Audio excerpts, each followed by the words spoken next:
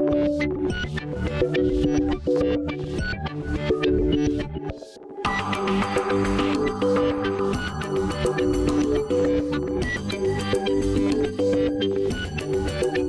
un gusto darles la bienvenida nuevamente a esta mesa número 3 de nuestro seminario sobre el análisis de la Ley de Seguridad Interior. En esta mesa pues tendremos a los invitados de casa y bueno, a reserva de que se incorporen en unos momentos el doctor Jaime Cárdenas y el doctor Rodrigo, tengo ya aquí a mi lado al doctor Luis Vázquez y al doctor Daniel Márquez, y pues vamos a comenzar esta tercera mesa.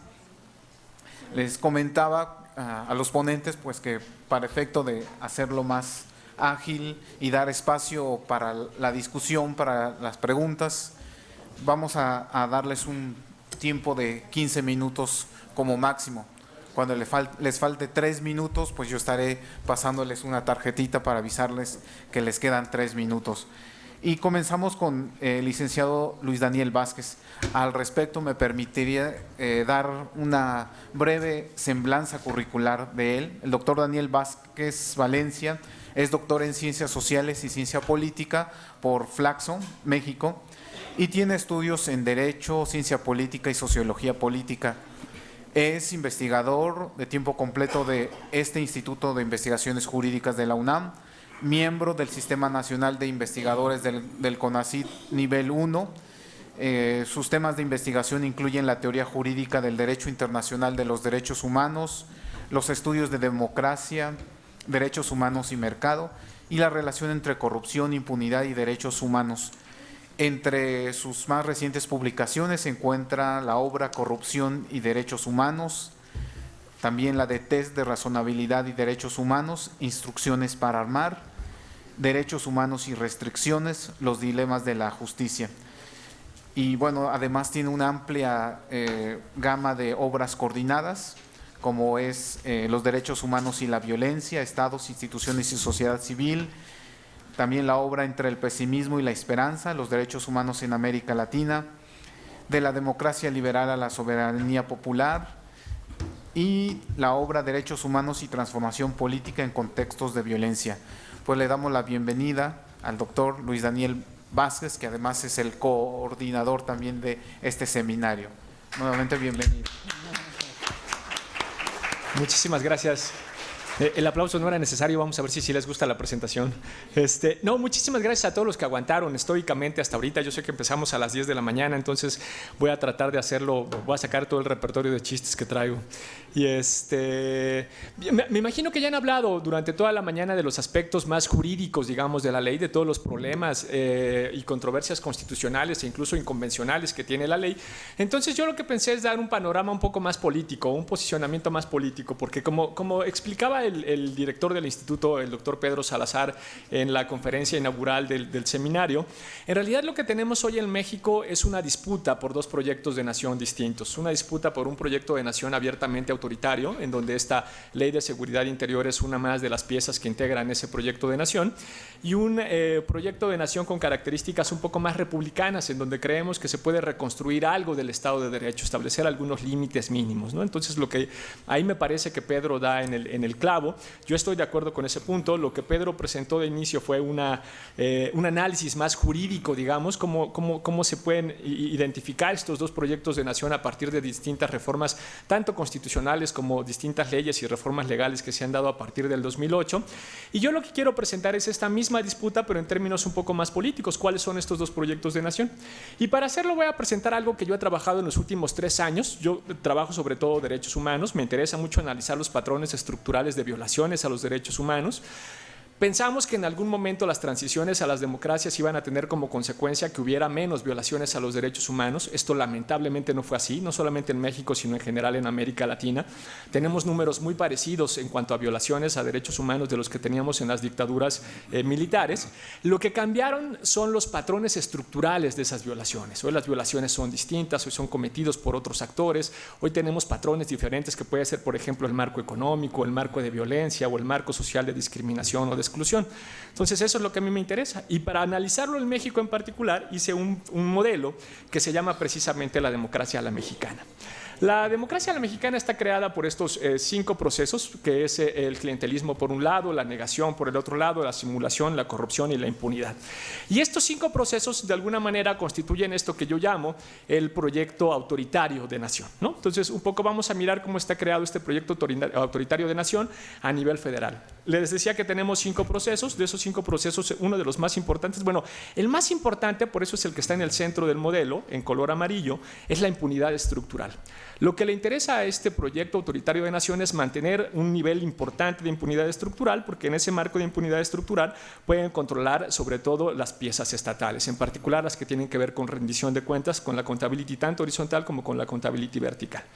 Pero ¿para qué necesitan ellos o por qué sería importante tener este marco de impunidad estructural? Bueno, uno de las razones más importantes es los objetivos de la corrupción.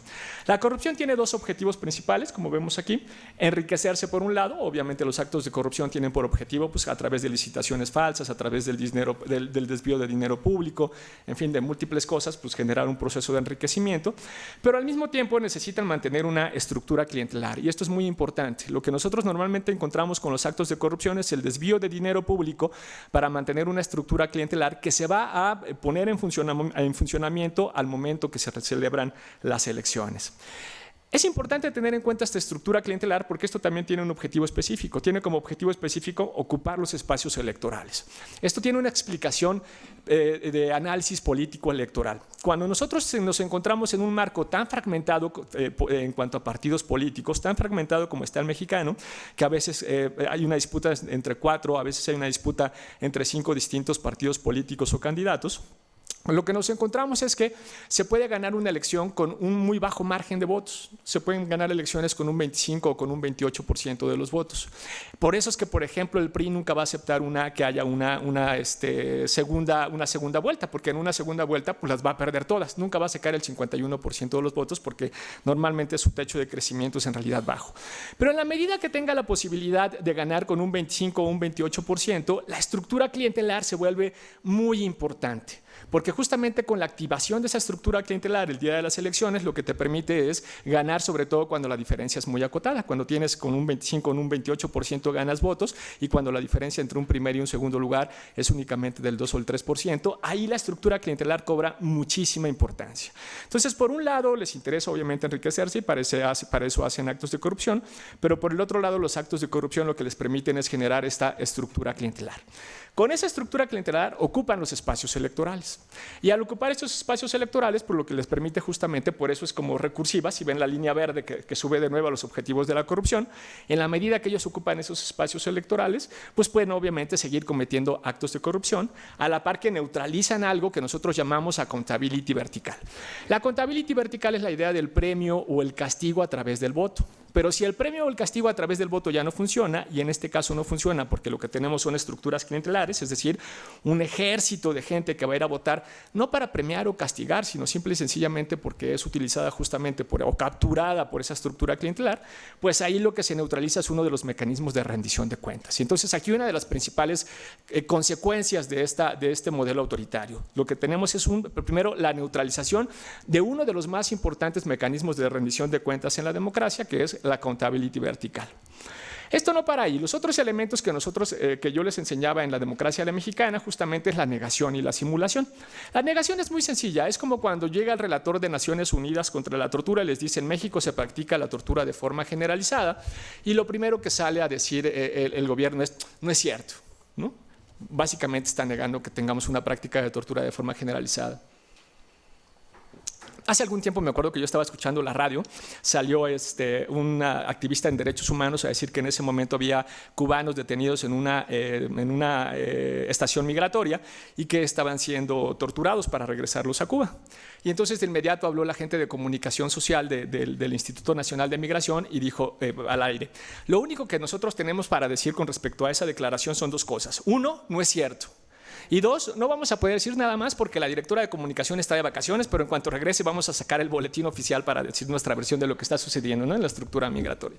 Entonces, la negación se ha convertido justamente en un mecanismo que se utiliza de forma sistemática en la democracia a la mexicana, pero es un problema, sobre todo es un problema en torno a violaciones a derechos humanos, porque, y aquí opera básicamente igual que la lógica de Alcohólicos Anónimos, el paso uno es reconocer que uno es alcohólico. En la medida que nosotros tenemos un problema de negación, no vamos a reconocer que tenemos un problema estructural, ¿no? Es falso que la tortura sea generalizada, es falso que las desapariciones sean generalizadas, es falso, por ejemplo, que la guerra contra el narcotráfico tenga 200,000 muertos, es falso que tengamos 75 millones de personas en condiciones de pobreza o de vulnerabilidad, y lo que hago es que mejor modifico la forma en que los mido, ¿no?, en vez de pensar justamente cómo le voy a entrar al problema. Es decir, la bronca que tiene la negación es que nos conduce a la simulación, ¿no? Si nosotros tenemos un problema de negación, entonces no reconocemos el problema en su totalidad con la fuerza que normalmente tiene ese problema, y en consecuencia lo que tenemos son soluciones simuladas. El problema con la simulación no solamente es que tenemos soluciones simuladas, la simulación va mucho más allá y tiene que ver justamente con la formación de órganos que se supone que tendría que ser autónomos, ¿no? Nosotros tenemos, por ejemplo, una Procuraduría General de la República que está rumbo a convertirse en una Fiscalía Nacional, tenemos también, por ejemplo, la Secretaría de la Función Pública, estos dos todavía no son órganos autónomos, pero tenemos algunos que sí debieran serlo, ¿no? El Sistema Nacional Anticorrupción, por ejemplo, tiene algunos órganos que debieran ser autónomos, como la Auditoría Superior de la Federación. Bueno, sin duda la Suprema Corte de Justicia de la Nación también debiera ser autónoma, ¿no?, por la independencia judicial que debiera haber en esa Suprema Corte. En fin, tendríamos que tener algunos pesos y contrapesos a partir precisamente de esos órganos autónomos. Esta lógica de pesos y contrapesos es uno de los elementos esenciales de lo que nosotros llamamos accountability horizontal, ¿no?, la lógica de pesos y contrapesos, el elemento mínimo del Estado de Derecho que está puesto ahí en rojo. Bueno, el lío es que la simulación también pasa por encima de esos pesos y contrapesos, la simulación también pasa por encima de ese Estado de Derecho. Y cuando digo que pasa por encima es que también simulan autonomía, y lo que hacen es simple y sencillamente nombran a gente que se convierten en testaferros para que les cuiden las espaldas, y entonces esos órganos que son jurídicamente autónomos pierden esa autonomía de facto. Y esto nos pasa en el nombramiento, por ejemplo, de ciertos ministros de la Suprema Corte. Obviamente la Secretaría de la Función Pública basta ver sus resultados. Tengo solamente 15 minutos, por eso no me meteré a eso, pero hay alguien, anímese a preguntarme, ¿y cómo sabes que la autonomía, que la Secretaría de la Función Pública no es autónoma? Y les cuento los resultados de esa, ¿no?, o de la Auditoría Superior de la Federación, en fin, de los últimos 10 o 15 años, que nos permite saber que claramente no están ahí ni para evitar los actos de corrupción, ni tampoco para evitar o por lo menos investigar y sancionar los actos relacionados con violaciones a derechos humanos o con criminalidad en general, ¿no? Bueno, el dato sólido ahí es que el 99% de los delitos que se cometen en México se mantienen en la impunidad. Entonces ahí tenemos como todos estos elementos que tienen que ver con la impunidad estructural, pero esto es únicamente el modelo, lo que tiene que ver a nivel un poco nacional, con una lógica de proyecto de nación. Pero esto lo tenemos que analizar también a nivel local. A nivel local tenemos un problema que no es menor. El primer problema que tenemos a nivel local son las redes violentas de macrocriminalidad, el narcoestado o los gobiernos paralelos a nivel municipal y regional. Híjole, lo bueno es que hoy es lunes, entonces aunque diga esto y los ponga un poco preocupados, por lo menos, pues es importante mencionarlo para no caer en la negación y en la simulación. El otro día estaba yo tratando de hacer un ejercicio de cómo estamos en cuanto a soberanía territorial, y fíjense, voy a mencionar de nuevo eso, soberanía territorial. ¿Cómo estamos en cuanto al nivel de control efectivo que tenemos en soberanía territorial en las distintas entidades federativas? Y pensaba, Chihuahua tenemos una parte abiertamente perdida, bueno, Tamaulipas lo perdimos por completo, Veracruz lo perdimos por completo, toda la costa de Chiapas la tenemos perdida, Guerrero básicamente no tiene soberanía territorial, tampoco lo tiene Michoacán, tampoco lo tiene Colima, no lo tiene tampoco Sinaloa, ¿no? Vaya, todo el Pacífico en general no lo tiene. De las dos Baja Californias hay fragmentos que todavía podemos decir que tienen algunos municipios soberanía territorial, pero el grueso tampoco la tiene, ¿no? Entonces, yo paré ahí, ¿no? Bueno, Durango, olvídense, ¿no? Entonces yo paré ahí directamente porque dije, bueno, el gran problema que tiene o que generó nuestra clase política es que perdió uno de los elementos centrales de cualquier Estado o nación, que es justamente la soberanía territorial, ¿no? Lo que no tenemos es la capacidad de gobernar en amplios municipios, entidades federativas o directamente regiones controladas ahora de facto por gobiernos directamente paralelos, y eso es a lo que me refiero con las redes violentas de macrocriminalidad. Cada una de esas diferentes redes tienen lógicas distintas porque también tienen historias diferentes. Tampoco me voy a meter a eso, pero tomen en cuenta que no es lo mismo la red controlada por los Zetas en Tamaulipas y Veracruz que la red que controla por ejemplo, el tráfico en Guerrero, la que la controla en Michoacán, ¿no? Las lógicas son distintas. Para reconocer sus historias tendríamos que ir muchas veces 50, a veces hasta 60 años hacia atrás. Lo que quiero decir con esto también es que no es algo necesariamente nuevo, pero que en su conjunto pues lo que hemos perdido es la soberanía territorial de buena parte del territorio. El otro elemento central para entender esto, y esto a mí me dio mucha luz hace algunos meses recién, es que los patrones estructurales de las violaciones más graves a derechos humanos, es decir, de la desaparición forzada, de la ejecución extrajudicial, bueno, en general de los asesinatos y lo que podemos pensar vía la obligación de protección, son patrones regionales. Los patrones de las violaciones estructurales a derechos humanos son patrones esencialmente regionales que tienen que ver con justamente cómo son esas redes violentas de macrocriminalidad. Entonces vamos a encontrar, por ejemplo, nosotros tenemos una investigación, patrones diferenciados en Coahuila con respecto de los que existen en Nuevo León o los que existen en Guerrero, ¿no? Porque justamente obedecen a patrones o estructuras regionales.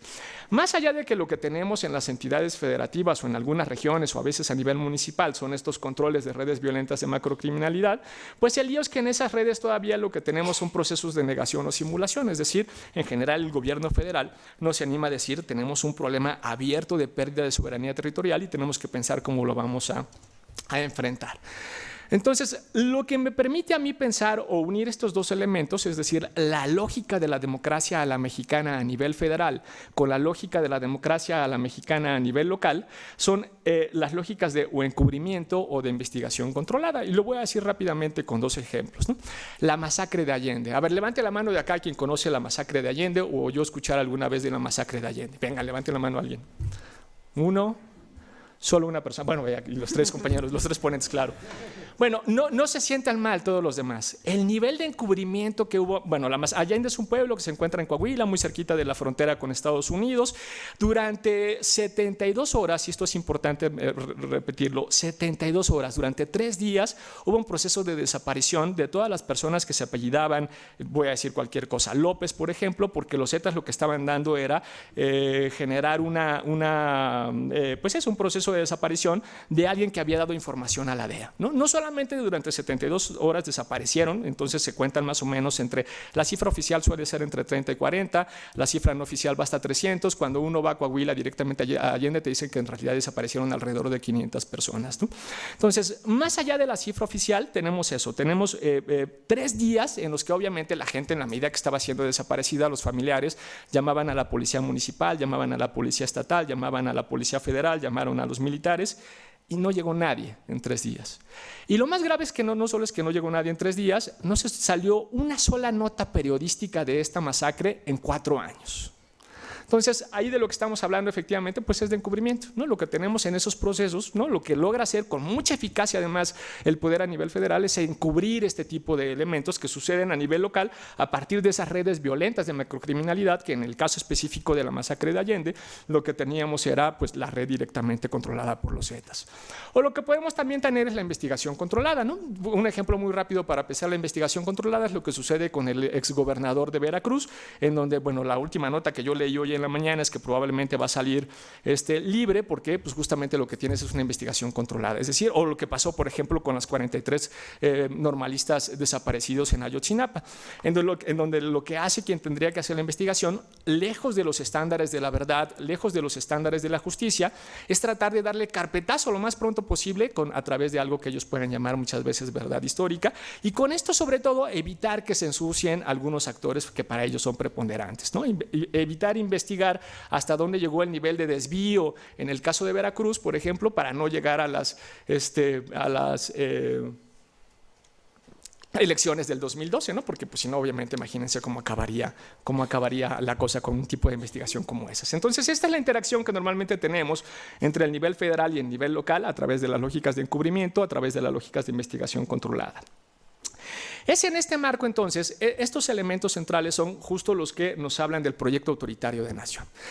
Pese que ese proyecto autoritario de nación sabe que hay elementos de violencia que lo están superando, que le están básicamente pasando por encima y sobre los cuales tendrá que hacer algo, la opción para realizar en ese proyecto de nación no puede ser quitar la impunidad estructural, no puede ser eliminar la impunidad estructural, porque requiere de esa impunidad estructural para que funcione el resto de los elementos que integran o de los mecanismos que integran la democracia a la mexicana. Ellos necesitan de esa impunidad estructural, necesitan neutralizar la accountability horizontal, necesitan neutralizar la accountability vertical y necesitan también mantener las lógicas de encubrimiento o mantener las lógicas de investigación controlada.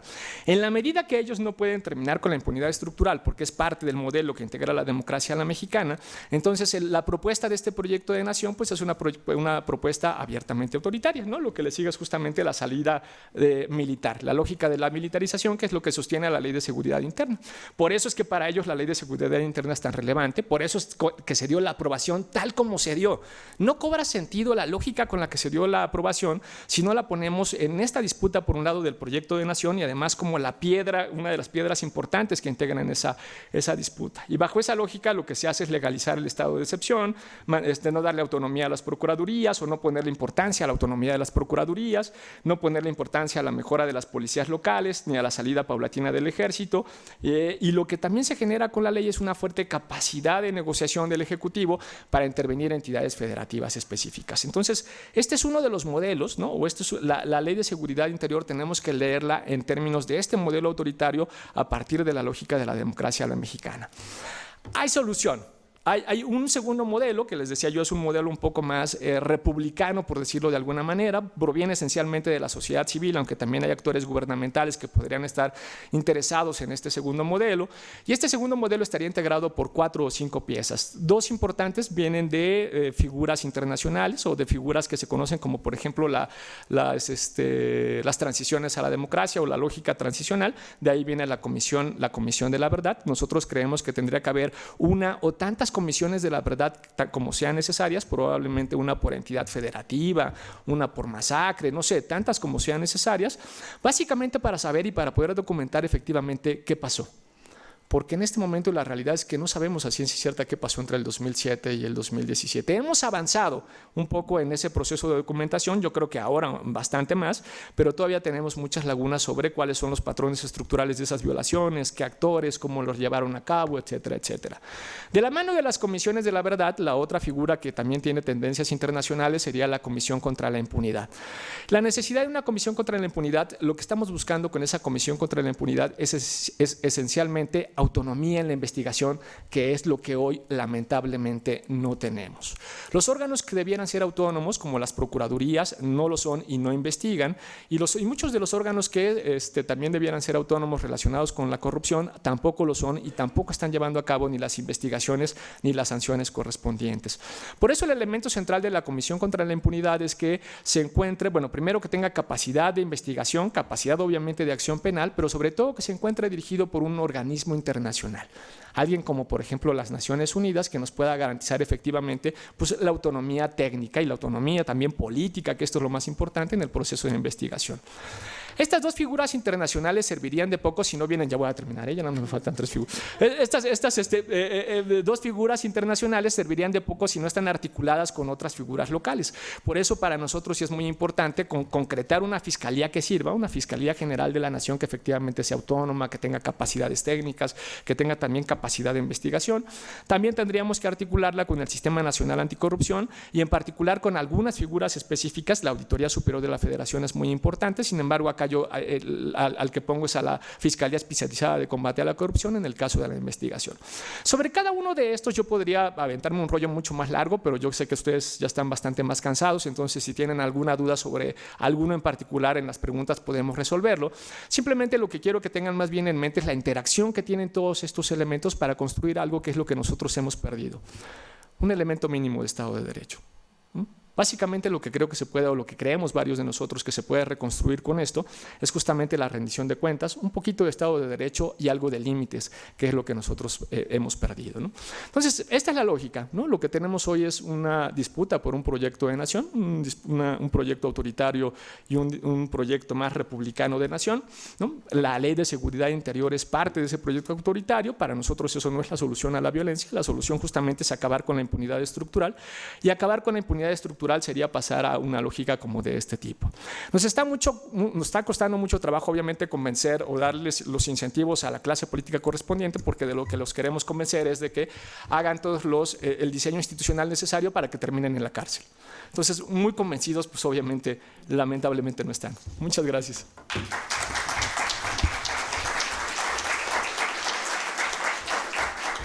Muchas gracias al doctor Luis Daniel Vázquez. Sin duda, un análisis muy interesante desde un punto de vista sociológico que nos permite efectivamente ver cuáles son las causas de este sistema y por qué muchas soluciones que se implementan reforma tras reforma no dan las soluciones esperadas. Ahí efectivamente, como bien nos lo señala, porque hay una simulación, el encubrimiento, y que, bueno, pues es necesario cambiar los modelos hacia, como él bien lo señala, una rendición de cuentas, y esa rendición de cuentas, bueno, implica con la limitación del poder, ¿verdad? Como alguien lo decía, el poder corrompe y el poder absoluto corrompe absolutamente. Pues vamos a darle la palabra a nuestro siguiente ponente, el doctor Daniel Márquez Gómez. El doctor Daniel Márquez es investigador titular A de tiempo completo en este Instituto de Investigaciones Jurídicas. Fue defensor adjunto en la Defensoría de los Derechos Universitarios. Pertenece al Sistema Nacional de Investigadores del CONACYT nivel 2. Ha publicado diversas obras, entre ellas la función jurídica de control de la administración pública, la Defensoría de los Derechos Universitarios, institución original que necesita reformarse, los retos de las defensorías universitarias en el mundo, entre otras. Pues le damos la palabra, la bienvenida al doctor Daniel Márquez. Con mi agradecimiento a los organizadores de este espacio de debate público, a don Jaime Cárdenas, gracias por la invitación a participar, a disertar con ustedes, a Efrem por la generosa presentación y a este instituto, a su director, por abrir espacios que permitan argumentar en torno a temas que socialmente hablando son relevantes. Yo iniciaría con esta frase de Joseph Rom. Teniendo en cuenta la advertencia de Voltaire, si deseas conversar conmigo, define tus términos. Términos como seguridad nacional y seguridad económica deben definirse de la manera más específica posible. No voy a poder abordar en los 15 minutos que se me proporcionaron las 44 cuartillas que elaboré para este evento, entonces me disculpo. Tampoco tengo un gran repertorio de chistes, creo que no soy muy hábil para contarlos, entonces, pero si me permiten iré relatando un poco apresuradamente lo que hay en esta ponencia que titulé y lo puse entre paréntesis, constitucionalidad de la Ley de Seguridad Interior. Esta ponencia cuenta con una introducción, el ejército, la ambigüedad del término seguridad nacional y sus efectos en el concepto de seguridad interior, el debate jurídico en torno a la Ley de Seguridad Interior, observaciones y problemas, sobre todo el contexto problemático, y la bibliografía. Quizás el debate sobre la participación de las Fuerzas Armadas en temas de seguridad pública es un debate bastante antiguo. Tan antiguo como los problemas que ha enfrentado la nación en términos de esto que acertadamente Daniel Vázquez ha destacado como disputas. Si aceptamos la historia de nuestro país como una especie de dialéctica entre grupos que han intentado disputar el poder, 1810, ¿sí?, es uno de esos espacios, 1836 es otro, sí. 1854 es otro espacio de ellos, 1857, 1917, y bueno, todavía en 1983 se escribió un libro que se llama México, la disputa por la nación, en donde se hablaba de los dos famosos modelos enfrentados, el modelo nacional revolucionario y el modelo liberal o neoliberal, que es el que ha permeado hasta el momento actual. Entonces, tendremos que aceptar que la paradoja de nuestra institucionalidad es que siempre que existe un problema de estas características, a quien acudimos es precisamente al ejército. Bueno, para no entrar en polémicas de ningún tipo, aquí tengo, por ejemplo, que el 21 de diciembre de 2017 se publica en el Diario Oficial de la Federación esta Ley de Seguridad Interior, que en su artículo primero destaca que sus disposiciones son materia de seguridad nacional en términos de lo dispuesto por la fracción 29M del artículo 73 y la fracción cuarta del artículo 89 de la Constitución Política de los Estados Unidos Mexicanos. Tengo la referencia a las acciones y amparos que se han promovido en torno a ella. Y bueno, aquí es importante destacar que en términos del artículo primero de la Ley Orgánica del Ejército y Fuerza Aérea, estos dos espacios, Ejército y Fuerza Aérea, se definen como instituciones armadas permanentes a las que se asignan como misiones generales el defender la integridad, la independencia y la soberanía de la nación, garantizar la seguridad interior, auxiliar a la población civil en casos de necesidades públicas, realizar acciones cívicas y obras sociales que tiendan al progreso del país y, en caso de desastre, prestar ayuda para el mantenimiento del orden, el auxilio a las personas y sus bienes y la reconstrucción de zonas afectadas. Y algo que a mí me ha interesado es que México participó en el proceso de pacificación de Guatemala en septiembre de 1996, en este enfrentamiento entre la Unión Revolucionaria Nacional Guatemalteca y el ejército guatemalteco, y ahí se definió el papel del ejército en los términos siguientes. Su misión consistirá en la defensa de la soberanía del país y de la integridad de su territorio. No tendrá asignadas otras funciones y su participación en otros campos se limitará a tareas de cooperación. La subordinación al poder civil queda asegurada mediante la proclamación de que el presidente de la República es el comandante general del Ejército y en su definición como una institución de carácter apolítico, obediente y no deliberante. En este sentido, queda claro que si aceptamos como narrativa de lo que debe hacer un ejército este documento que deriva de la Asamblea de la Sociedad Civil de Guatemala, podríamos entender el por qué se generan o se gestan tantos debates en torno a la participación del ejército en labores de seguridad pública o de seguridad interior.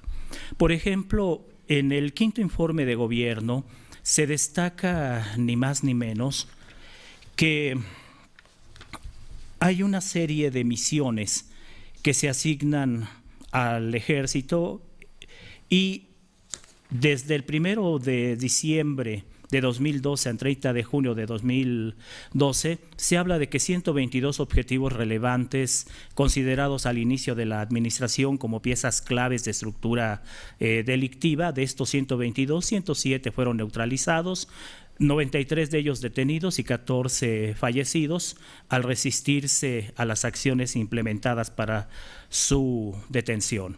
Y dentro del contexto de los trabajos de la Secretaría de la Defensa Nacional, se habla de un número de efectivos participantes de 122.467 entre el periodo 2015-2016, a los que se tendrían que agregar los 94.994 del periodo 2016-2017.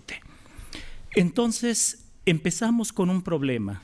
Desde la doctrina, personajes como Jorge Bustamante dicen que por seguridad nacional, ¿sí?, se debe entender lo que el Estado defina como tal, lo que muestra una textura abierta, una problemática superlativa al momento de entender este concepto denominado seguridad nacional.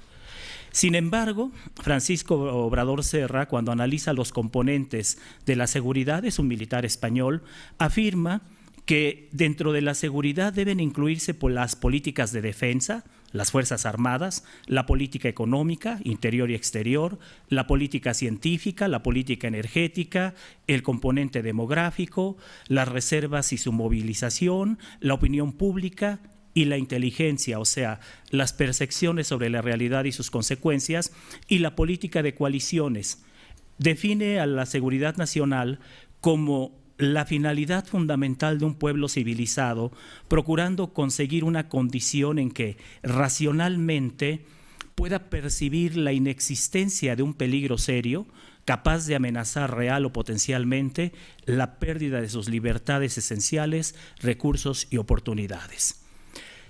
En cambio, Víctor Manuel Caride Abalde nos habla de que este concepto de seguridad nacional se asocia a la defensa, que surge desde la paz de Westfalia de 1648, que pone fin a la guerra de 30 años, y que se potencia a partir del 11 de septiembre en Estados Unidos, a partir precisamente de los ataques terroristas a las Torres Gemelas.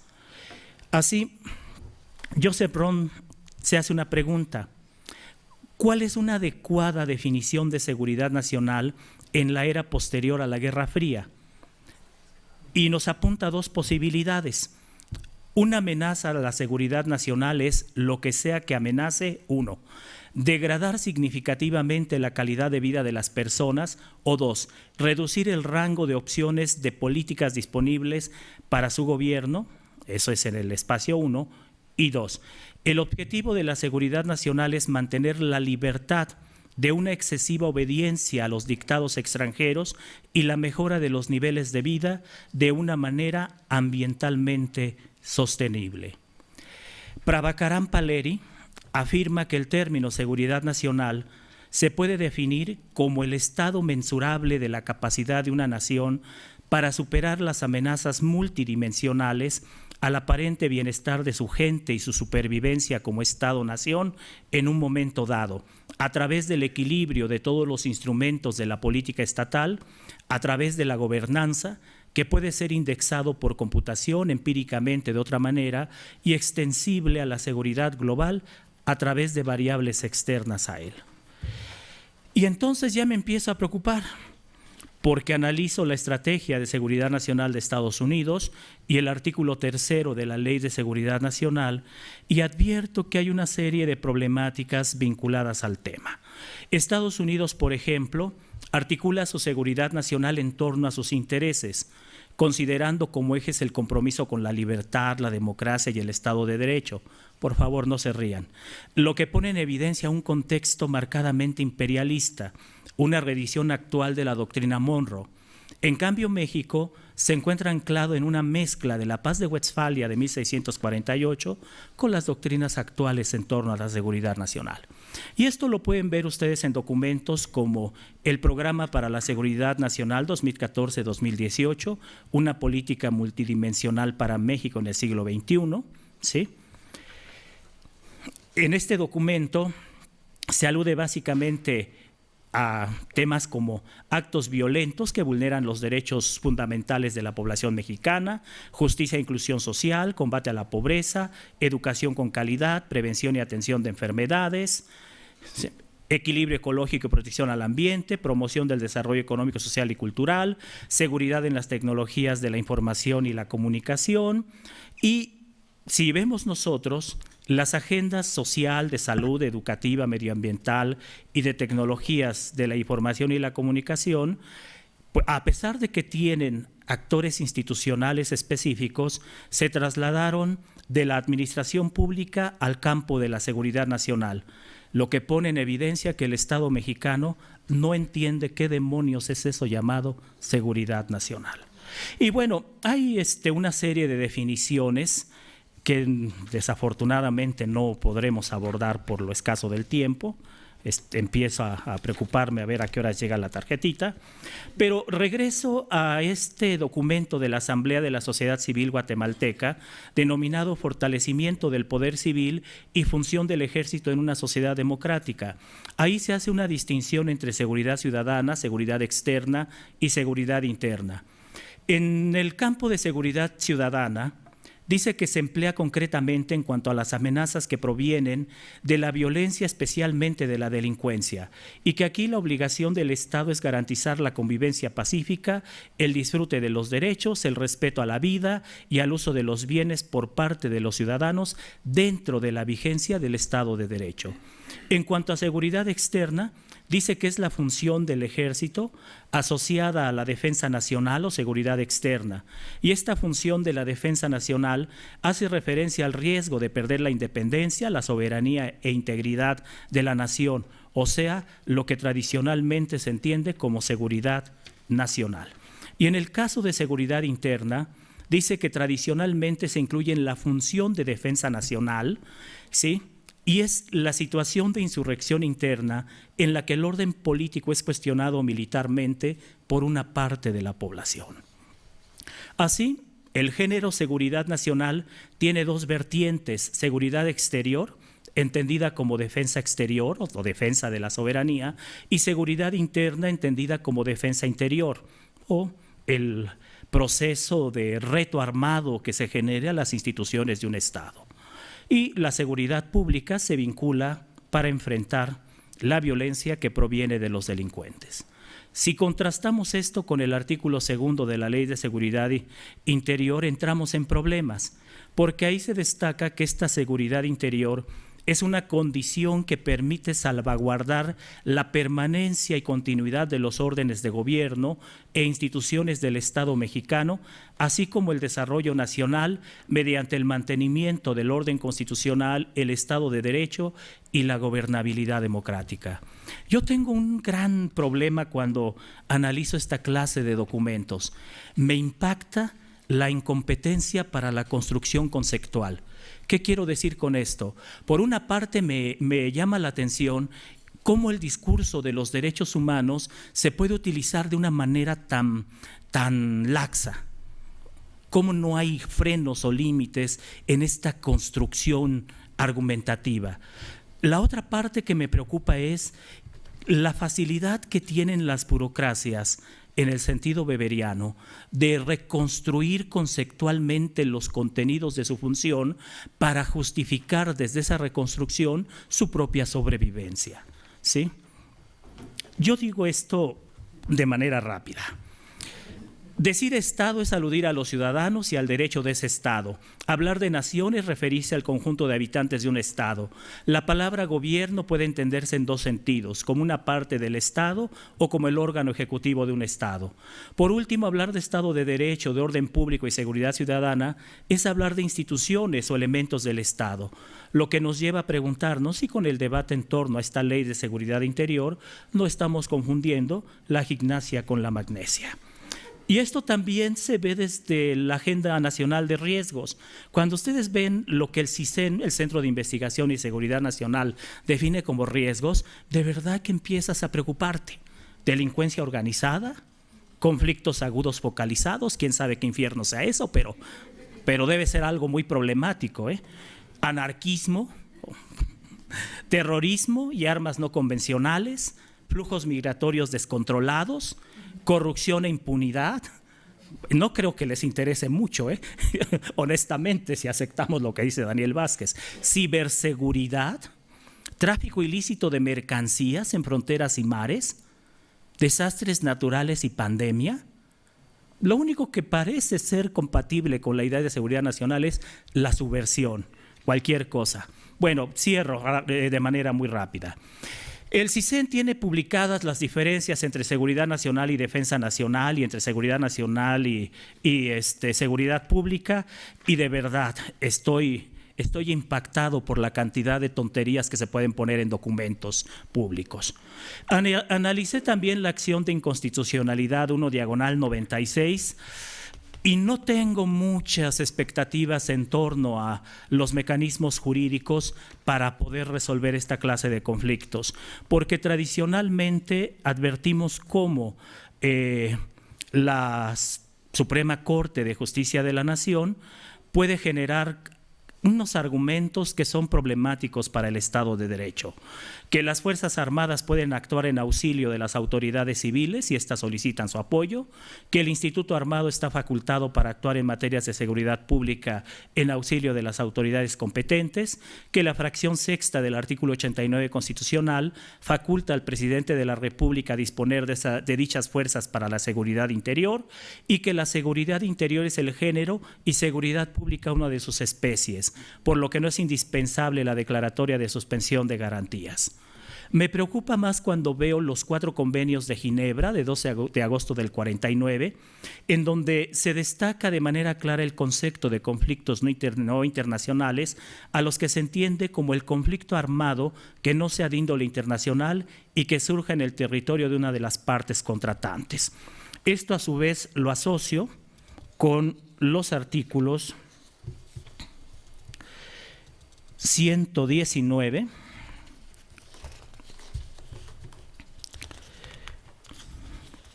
con los artículos 118 y 119 de la Constitución, que facultan a los estados de realizar acciones de seguridad nacional en su vertiente de defensa exterior en los casos de invasión y de peligro tan inminente que no admita demora, y además la obligación a cargo de los poderes de la Unión de proteger a las entidades federativas contra toda invasión o violencia exterior. Sí, también en caso de sublevación o trastorno interior, que a su vez se relaciona con el contenido del artículo 89, fracción sexta de la propia Constitución Federal, con lo que advierto que hay una invasión de esferas de competencia por parte de la Federación. Otra cosa que me preocupa, para cerrar rápido este tipo de argumentos, es el énfasis que hay en la Ley de Seguridad Interior a la idea de Fuerzas Armadas. Esto a pesar del contenido del propio programa en la materia. Esto me lleva a mí a una problemática. Si atendemos al contenido del artículo 14, párrafo primero de la Constitución Política de nuestros Estados Unidos mexicanos y su hermenéutica jurisprudencial en materia de aplicación retroactiva benéfica de la ley, la norma en materia de seguridad interior eventualmente se podría transformar en una ley de punto final.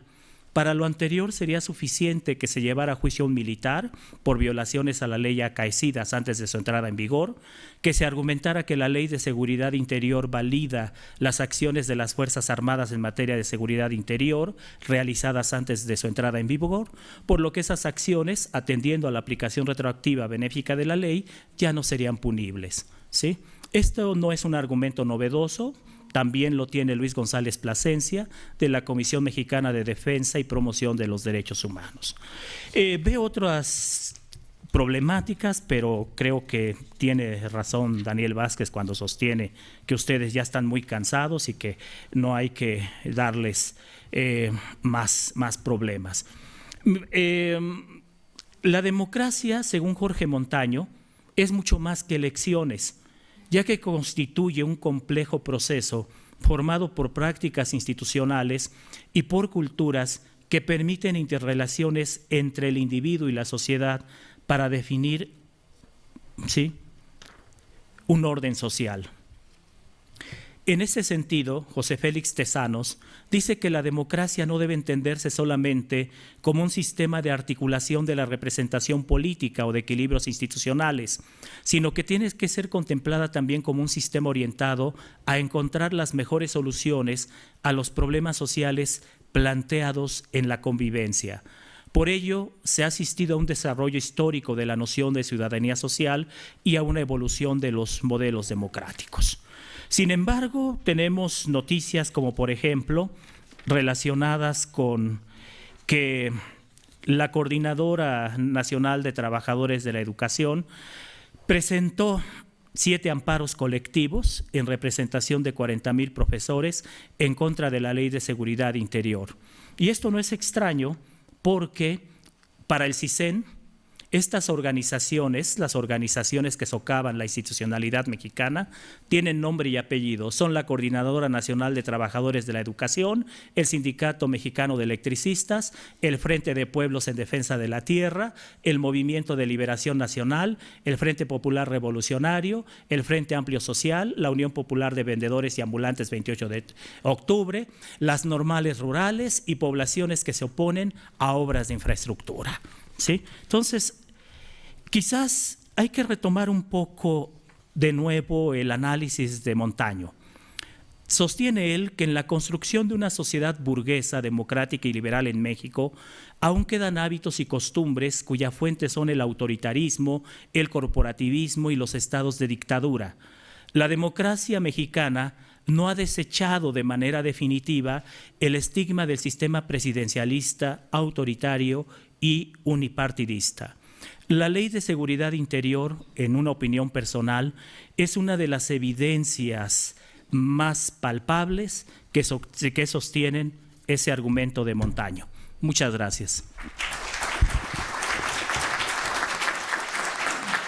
Le damos las gracias al doctor Daniel Márquez por su brillante exposición y sobre todo por su capacidad de resumen. Un trabajo de 45 páginas nos lo ha resumido magníficamente y nos deja al mismo tiempo picados para ver la versión escrita que esperamos que pronto se publique.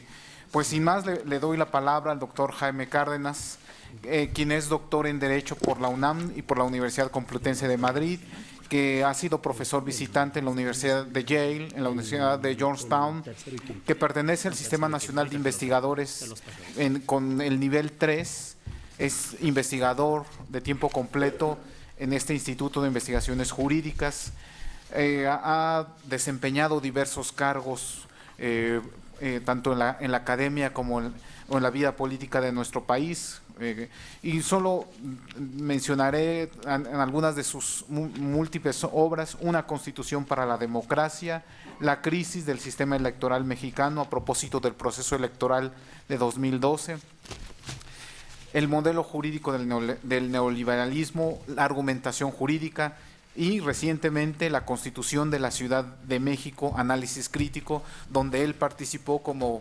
diputado constituyente.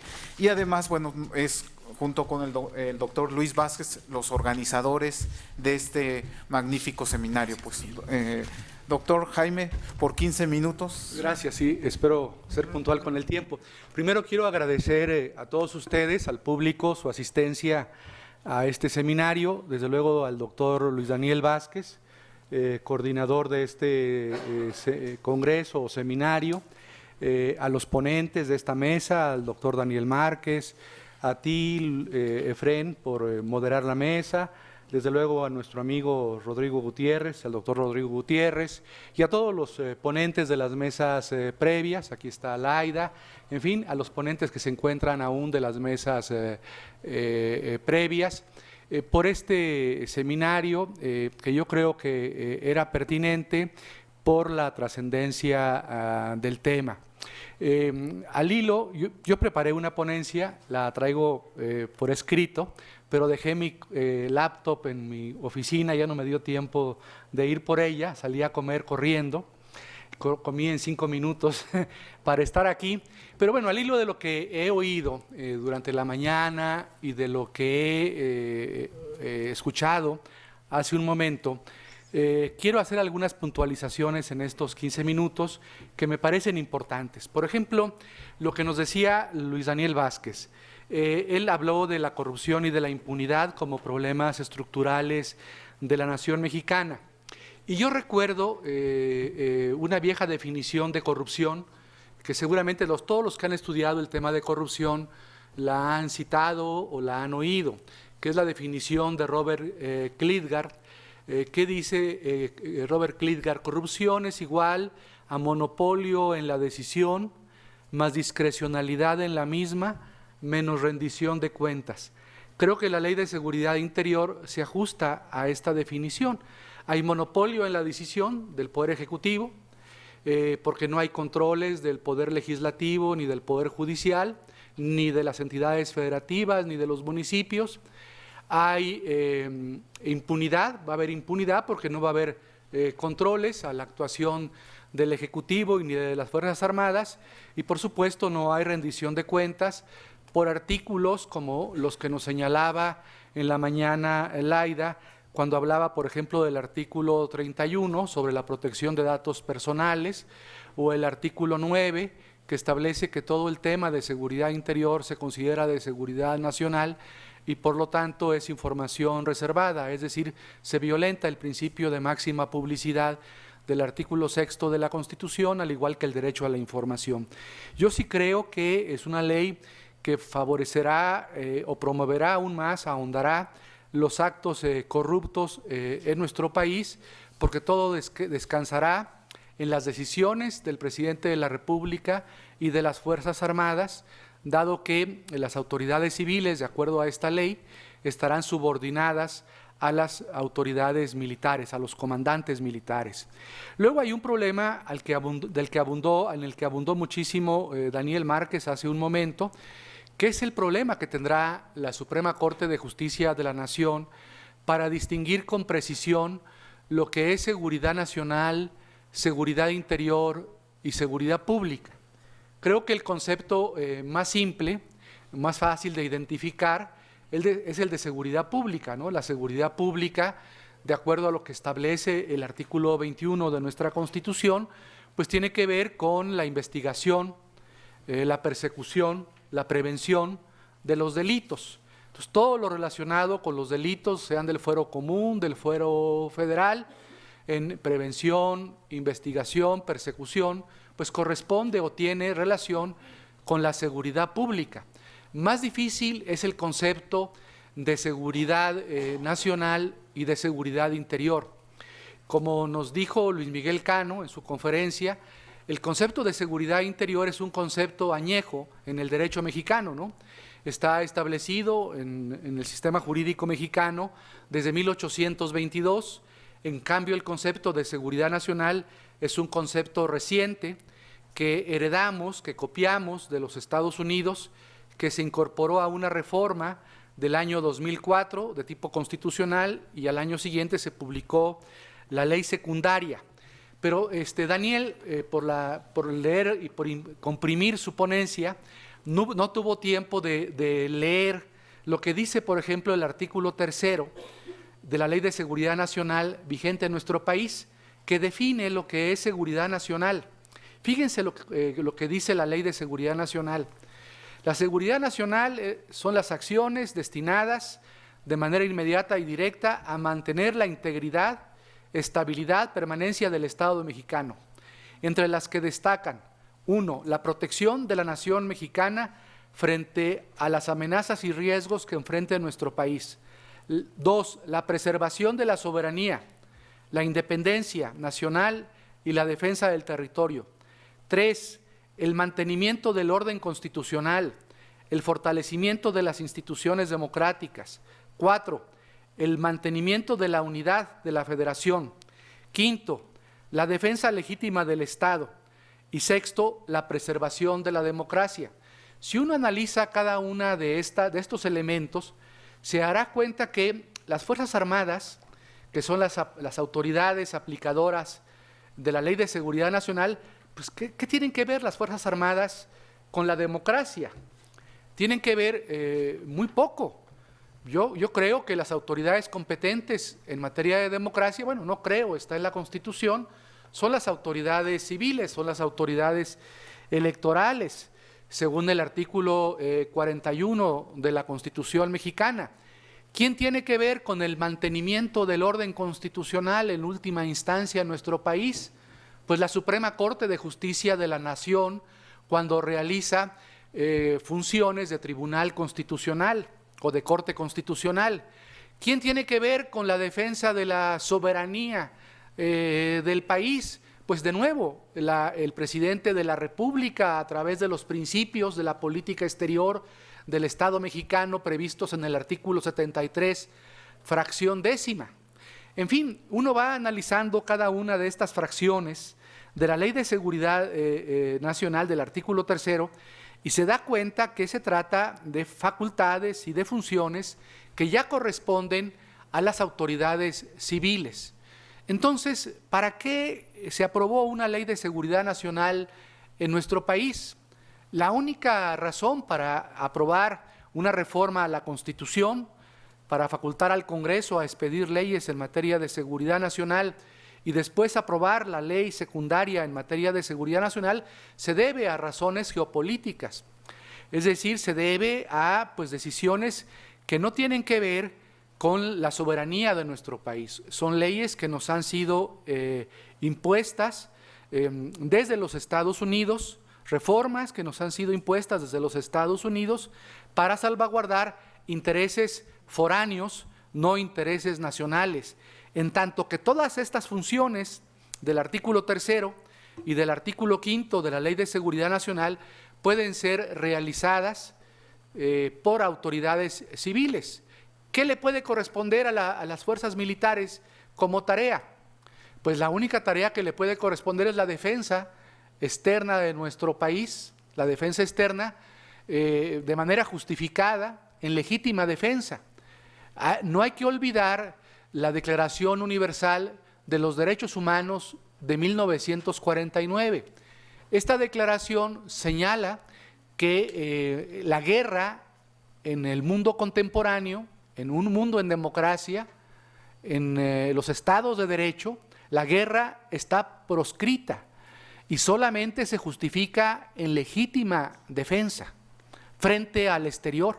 Entonces, los conceptos que ahora existen en el mundo geopolítico que han inventado los norteamericanos, como el de guerra preventiva, que han utilizado en países como Afganistán, Irak, en fin, son conceptos totalmente opuestos a la Declaración Universal de los Derechos Humanos de 1949. Entonces, uno de los problemas que tendrá la Suprema Corte va a ser identificar qué se entiende realmente por seguridad nacional, cuál es la diferencia con la seguridad interior, porque el artículo 1 de la Ley de Seguridad Interior dice que la seguridad interior es parte de la seguridad nacional, y el artículo 2 de la Ley de Seguridad Interior intenta dar una definición de seguridad nacional, pero es una definición totalmente vaga, ambigua, que parece que tiene que ver con lo contenido en el artículo 3 y 5 de la Ley de Seguridad Nacional.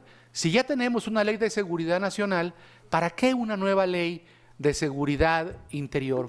Y la única razón interna que yo encuentro para ello es este argumento que señalaba Daniel. Para los militares mexicanos, para el alto mando de las Fuerzas Armadas de nuestro país, la Ley de Seguridad Interior es una ley, una especie de ley de punto final. Es decir, es una ley para ganar, para lograr impunidad, ¿no? Porque frente a los hechos ocurridos del 2006, hacia el día que entró en vigor la Ley de Seguridad Interior, pues esos hechos no serían ya materia de responsabilidades de las Fuerzas Armadas, en tanto que el principio de retroactividad tendría que aplicarse en beneficio de los integrantes de las Fuerzas Armadas. Ellos han insistido, las Fuerzas Armadas, los generales, en la aprobación de esta ley, es para garantizar su impunidad por los hechos, por las conductas, por los escándalos ocurridos en nuestro país desde que inició la guerra contra las drogas en el año 2006. Quieren impunidad.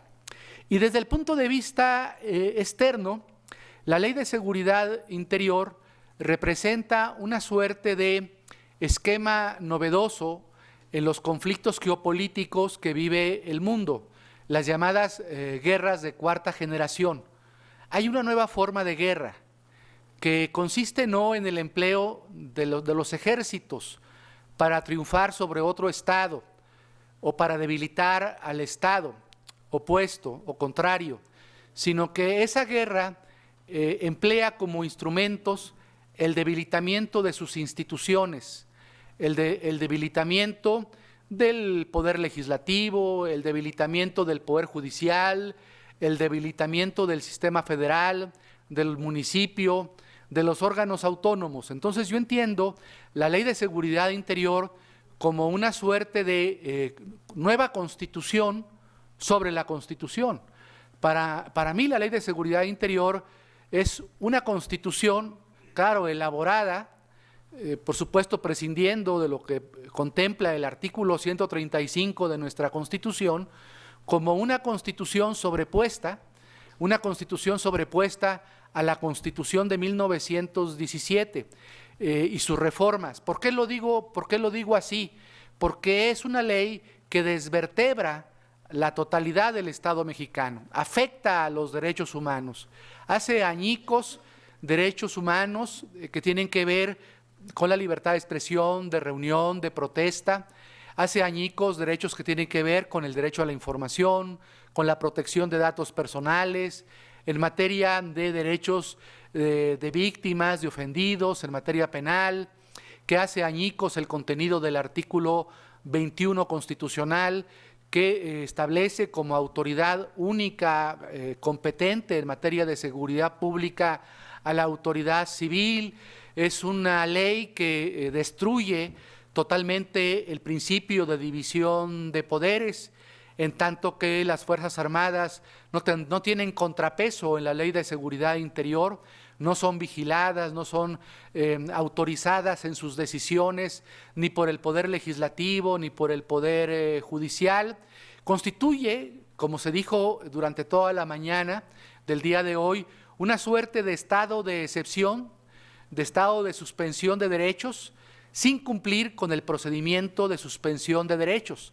Porque en el procedimiento de suspensión de derechos, como ustedes saben, participa el gabinete, participa el Congreso, participa la Suprema Corte de oficio en el análisis de la constitucionalidad de las decisiones que toma el Poder Ejecutivo en materia de suspensión de derechos. Es decir, es una ley que mantiene o que tiene por propósito el estado de excepción permanente en nuestro país. Entonces, es algo muy grave desde el punto de vista constitucional.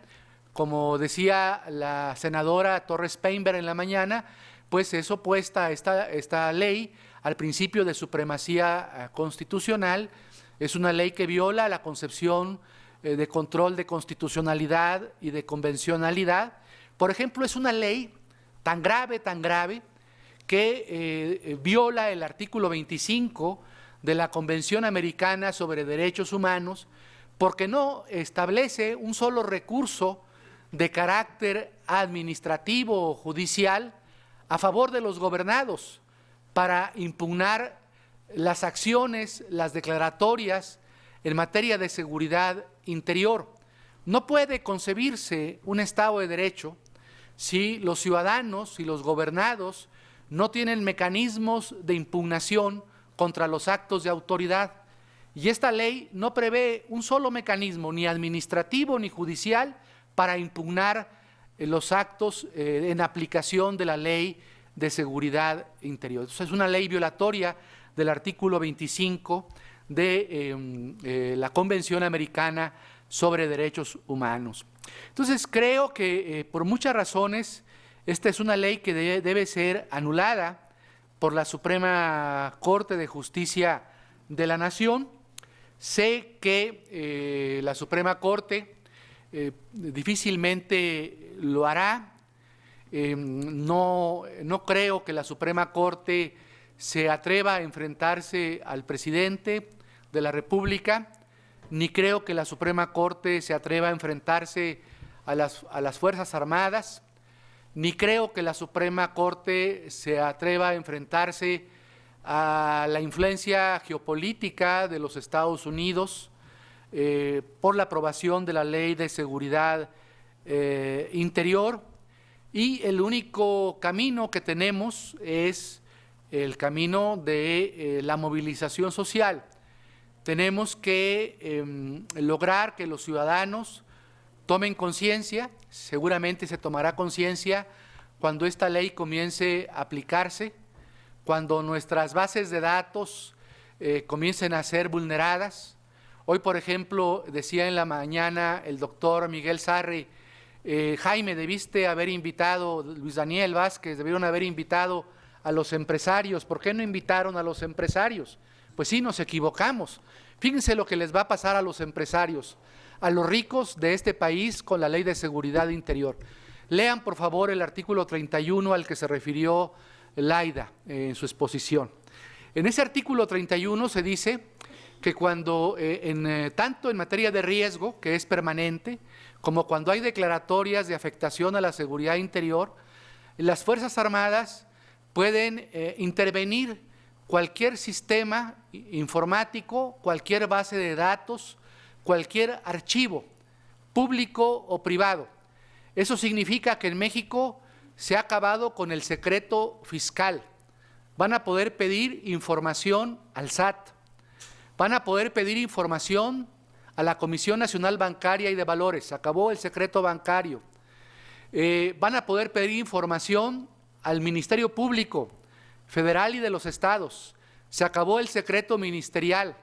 Van a poder pedir información a las comisiones nacionales y estatales de derechos humanos sobre investigaciones en curso. Van a poder pedir investigación, desde luego, a las bases de datos del Instituto Nacional Electoral. Bases de datos que contienen, como decía Laida, toda la información, no solamente personal, domicilios, datos, sino dactilar de los ciudadanos de este país. En fin, van a poder penetrar nuestros sistemas informáticos personales, públicos, el registro civil, el registro público de la propiedad, bueno, que es público. Van a poder intervenir sobre cualquier archivo, sobre cualquier base de datos. ¿Qué quedará de nuestro derecho a la intimidad? ¿Qué quedará de nuestro derecho a la protección de datos personales? Nada. Es una ley gravísima que puede determinar cuándo una protesta, como se dijo, es constitucional o no. En fin, es una ley aberrante, es una ley que debemos rechazar. Y este foro, pues mi pretensión cuando lo organicé con el doctor Luis Daniel Vázquez y con otros colegas del instituto, cuando lo platiqué con mi amigo el doctor Daniel Márquez, con Rodrigo Gutiérrez, en fin, con el propio director del instituto, pues se hizo con esa finalidad, dar a conocer el contenido de la ley. Es una ley que debemos todos leer, es una ley pequeñita de 34 artículos, y ustedes pueden leerla con una formación jurídica de sentido común, de primer semestre de la carrera, pueden ir leyendo esa ley y darse cuenta de cómo precepto por precepto de la Ley de Seguridad Interior contraviene los mandatos de la Constitución, contraviene tratados internacionales firmados y ratificados por nuestro país y constituye pues una sustitución del modelo civil de Estado que formalmente hemos tenido por un modelo militarizado o un modelo militar de Estado. Pasamos del modelo civil al modelo militar. Pasamos formalmente de una democracia civil, en donde seamos democracia, hasta donde seamos democracia civil, a un modelo muy dudoso de democracia militar. Yo no creo que exista algo así como la democracia militar, y estoy en contra también de la idea de Estado de Derecho militar. No creo que haya Estado de Derecho militar ni democracia militar. Esto es lo que hace la Ley de Seguridad Interior, mutar el sistema político, el sistema constitucional, de civil en militar, de formalmente democrático y formalmente Estado de Derecho a una dictadura, a un régimen autoritario. Entonces, estamos construyendo una dictadura de jure a través de la Ley de Seguridad Interior. Ya casi teníamos la dictadura, pero era de facto. Ahora se ha formalizado. Es una dictadura de jure vía la Ley de Seguridad Interior. Muchas gracias por su presencia y su atención.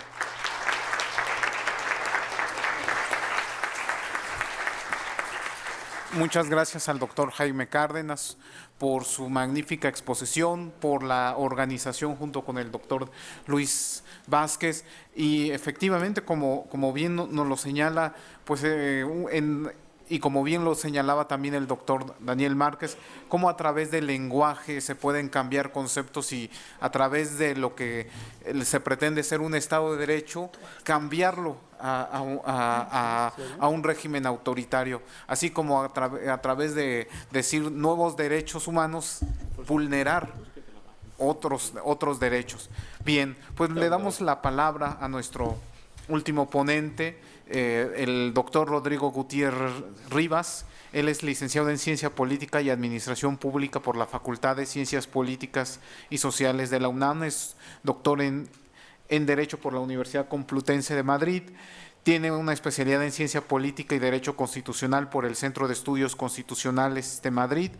Es investigador de tiempo completo en este instituto, donde además coordina el área de Derechos Humanos. Es investigador nacional nivel 2 del Sistema Nacional de Investigadores de CONACYT. Ha sido nombrado perito experto por la Suprema Corte de Justicia para casos de pueblos indígenas y derechos humanos y ha coordinado diversos proyectos en materia de derechos económicos, sociales y culturales. Le damos la bienvenida también al doctor Rodrigo Gutiérrez. Muchas gracias, Efraín, por la presentación. Muy buenas tardes a todos y todas. Muchas gracias a Jaime, a Luis Daniel, por la invitación a estar en este espacio de discusión sobre un tema tan preocupante, tan delicado, tan grave. Esta coyuntura que realmente nos tiene en una situación de enorme preocupación. Yo lo que voy a intentar colocar sobre la mesa son algunos elementos para dar respuesta a la pregunta sobre por qué el concepto de seguridad en términos amplios, no solamente el de seguridad interior, se ha convertido en un eje clave de las últimas administraciones, ¿no? Llegando a un nivel de radicalidad como el que se expresa en la actual Ley de Seguridad Interior. Digamos, aportar elementos para dar una respuesta de carácter estructural. Yo, al igual que Luis Daniel, no me voy a centrar en un análisis puntual, detallado de la ley. Esto ya se hizo a lo largo de este seminario. Yo ya lo he hecho en otras ocasiones, entonces en ánimo de no repetirme y de no repetir lo que ya se colocó. A mí lo que me interesa en esta ocasión compartir con ustedes pues son elementos del marco en el que la ley se inscribe, ¿no? Si, esta pregunta que hacía el doctor Jaime Cárdenas, si ya tenemos una ley de seguridad nacional, entonces ¿para qué una ley de seguridad interior? Y lo que, creo que es importante aportar elementos contextuales para dar respuesta a qué necesidad teníamos en este país o quién tenía esa necesidad, en qué contexto, y por qué echarse al mundo encima, porque en realidad esto es lo que ocurrió. La clase política dominante pues echó por lo menos al mundo de los derechos humanos encima. ¿Qué necesidad hay detrás de esta ley de seguridad interior para generar una confrontación de ese nivel, incluso con Naciones Unidas? Eso es a grandes rasgos lo que yo querría colocar. Y para eso quiero empezar con el concepto general de seguridad, ¿no? Bueno, la seguridad, como todos saben, es un concepto multívoco, tiene muchas posibilidades de ser definido, complejo, se ha transformado históricamente, viene del latín securitas, calidad de estar sin cuidado y sin preocupación. En la actualidad, en términos generales, se podría entender como vivir sin daño. La seguridad, la idea general de seguridad es vivir sin amenazas en el presente y también evitarlas en el futuro. La pregunta que yo quiero colocar sobre la mesa es si hoy podemos considerar que vivimos en una sociedad segura. Pues la respuesta obvia es no, más bien vivimos en una sociedad de riesgo. Y hay múltiples riesgos, ¿no? Obviamente no hay un único riesgo, hay múltiples riesgos, enorme cantidad de riesgos en diversos campos. Por ejemplo, tenemos riesgos en salud y alimentación. En México cada año mueren 87,000 personas a causa de la diabetes mellitus. Digamos, se estima que hay 85 millones de personas que padecen obesidad en México y somos el país que tiene el primer lugar a nivel mundial en obesidad infantil, lo cual significa que esas personas están en riesgo de contraer enfermedades muy graves vinculadas a la muerte, que los ponen en una situación de riesgo. Esas personas viven en inseguridad. Vivimos en inseguridad alimentaria. Movilidad, otro campo, solo por señalar algunos. En 2015 fallecieron 16,000 personas en accidentes automovilísticos. Los accidentes automovilísticos son la principal causa de muerte en jóvenes en nuestro país. Y si unimos las muertes por accidente automovilístico con el tema de las enfermedades contraídas por contaminación ambiental, la suma es estratosférica. En México al año mueren 20,000 personas por enfermedades relacionadas con contaminación atmosférica. Esto compárenlo con las cifras que apuntan a los 23,000 personas que mueren por homicidios relacionados con el crimen organizado al año. No quiero decir, esto es un tema muy delicado y muy complejo de plantear, porque los contextos son muy distintos, pero sí quería señalar que en alimentación, en movilidad y también en el tema de inseguridad vinculada al delito, se están produciendo muchas muertes. ¿Es seguro beber agua en este país? No, en lo absoluto. Cada hora mueren 42 niños a causa de enfermedades diarreicas, esto en general en el mundo. México es el país, uno de los países que tiene mayores problemas de contaminación hídrica. El 96% de nuestras fuentes hídricas superficiales están contaminadas y muchos de nuestros pueblos, campesinos, indígenas y también muchas de nuestras ciudades están alimentadas por esos ríos contaminados. Niños se están muriendo en nuestro país por consumir agua. De hecho, todos estos problemas, temas ambientales fundamentalmente, se han convertido en la agenda política de muchos gobiernos a lo largo del planeta, ¿no? En Alemania surge un partido verde que hace de estas problemáticas de corte ambiental su bandera de gobierno.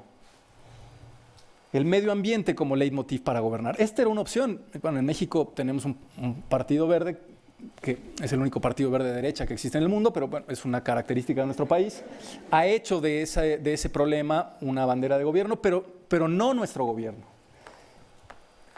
Los últimos 3 gobiernos en México lo que han convertido en bandera es el tema de la seguridad frente a la delincuencia. Entonces la pregunta que yo coloco sobre la mesa es ¿por qué? ¿Por qué se escoge este tema como bandera fundamental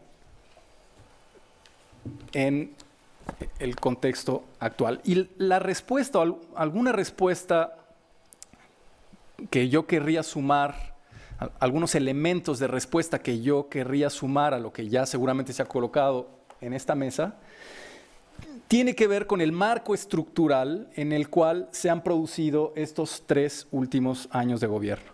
Y se debe, durante estos 3 últimos años de gobierno, desde hace 25 años, 30 años, lo que ha ocurrido en este país es que se ha posicionado un modelo de desarrollo hegemónico, potencializado por una globalización neoliberal, amparada en las nociones de crecimiento, de inversión, de competitividad, de libre circulación de mercancías, que ha generado procesos muy violentos, muy agresivos, de privatización de bienes comunes y de acumulación por desposesión sobre nuestros territorios. Eso está desplegado con una agresividad salvaje en América Latina y de una forma muy intensa en nuestro país. En el marco de esta globalización neoliberal se ha producido el repliegue del Estado. El Estado social se ha ido retirando lentamente y esto se ha producido constitucionalmente con múltiples modificaciones a nuestro marco constitucional, con el objeto de ir cediendo espacios al ámbito de lo privado y abrir nuevos nichos de mercado. Es un modelo de desarrollo económico, ya hoy claramente hegemónico, que en alguna medida explica las razones por las cuales en nuestro país están desatados procesos masivos, profundamente violentos, de explotación de bienes comunes para su incorporación al mercado mundial de los commodities. Hemos pasado del consenso de Washington al consenso de los commodities. Vender el subsuelo, las tierras, los bosques, el agua, el aire, la información genética.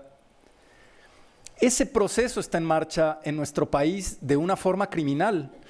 Somos el 5º país con mayor grado de deforestación a escala mundial. Tenemos estos procesos de siembra, de compra masiva de tierras para la siembra de únicos productos, monocultivos que devastan los suelos, que desplazan a las comunidades que habitan en esos territorios. Procesos muy violentos de mega minería tóxica a cielo abierto, con contaminación de los ríos, con apropiación de los territorios, con desplazamiento y destrucción de comunidades. Algunas expresiones terribles de lo que ese extractivismo propone. Eso necesita mucha agua, por lo tanto, contención de los ríos. Nuestros ríos están represados. Muchas de esas represas están construidas por empresas privadas que se apropian de esos recursos hídricos, blindan las presas para utilizar esa agua y llevarla, como en el caso, por ejemplo, de la lucha de la tribu yaqui, de pueblos originarios hacia corredores industriales para la producción de mercancías. El agua es fundamental en todos estos procesos de apropiación.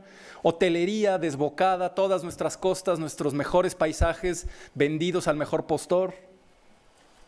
Aquí hay una imagen sugerente de lo que son los poderes hoy. Es el poder eclesiástico de siglos pasados expresado en la Sagrada Familia y junto las catedrales del siglo XXI. Este es el edificio de Aguas de Barcelona, para que se den una idea de la fuerza que tienen hoy esas grandes transnacionales que están babeando por lo que hay hoy en nuestros territorios, por nuestros recursos genéticos, hídricos, minerales, petróleo. Bueno, estamos a un paso de perder los maíces criollos gracias a Monsanto y a Carl Hill.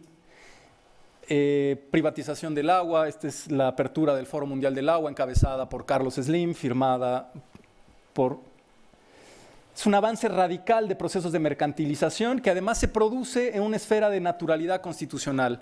Apropiación de bienes, neoextractivismo y privatización de todos los bienes comunes que ustedes se les imaginen.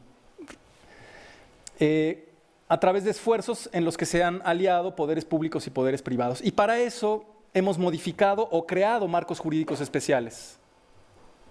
Hay que dar seguridad jurídica a los procesos de acumulación por desposesión y por eso hemos modificado nuestra Constitución, el artículo 27 desde 1994, para abrir los mercados de la tierra, ley de aguas nacionales para abrir el mercado del agua. Ahora tenemos un esfuerzo de intensificación de esa ley de 1992, ley de minas, que permite que las mineras canadienses aterricen en nuestros territorios sin controles prácticamente, en procesos de acumulación por despojo radicales, ley de inversión extranjera, 43 tratados de libre comercio, ley de asociaciones público-privadas, ley de bioseguridad, reforma energética, 11 leyes diseñadas para abrir los mercados del petróleo, de la energía, de lo que se les ocurra, todo a la venta.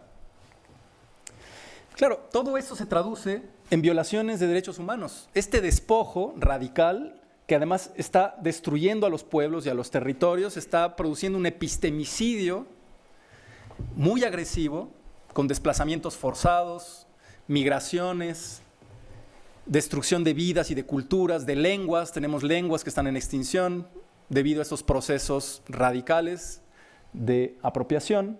Y eso, claro, que produce resistencias. Todo eso, el país está con procesos sociales, campesinos, indígenas, urbanos, de barrios populares, produciendo miles de manifestaciones diversas, de marchas, de resistencias a lo largo de todo el país. Contra las presas, contra la minería, contra la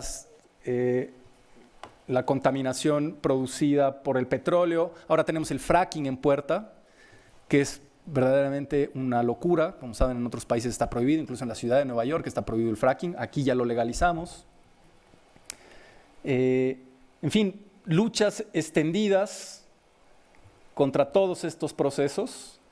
Y frente a eso, la violencia es fundamental. Digamos, la violencia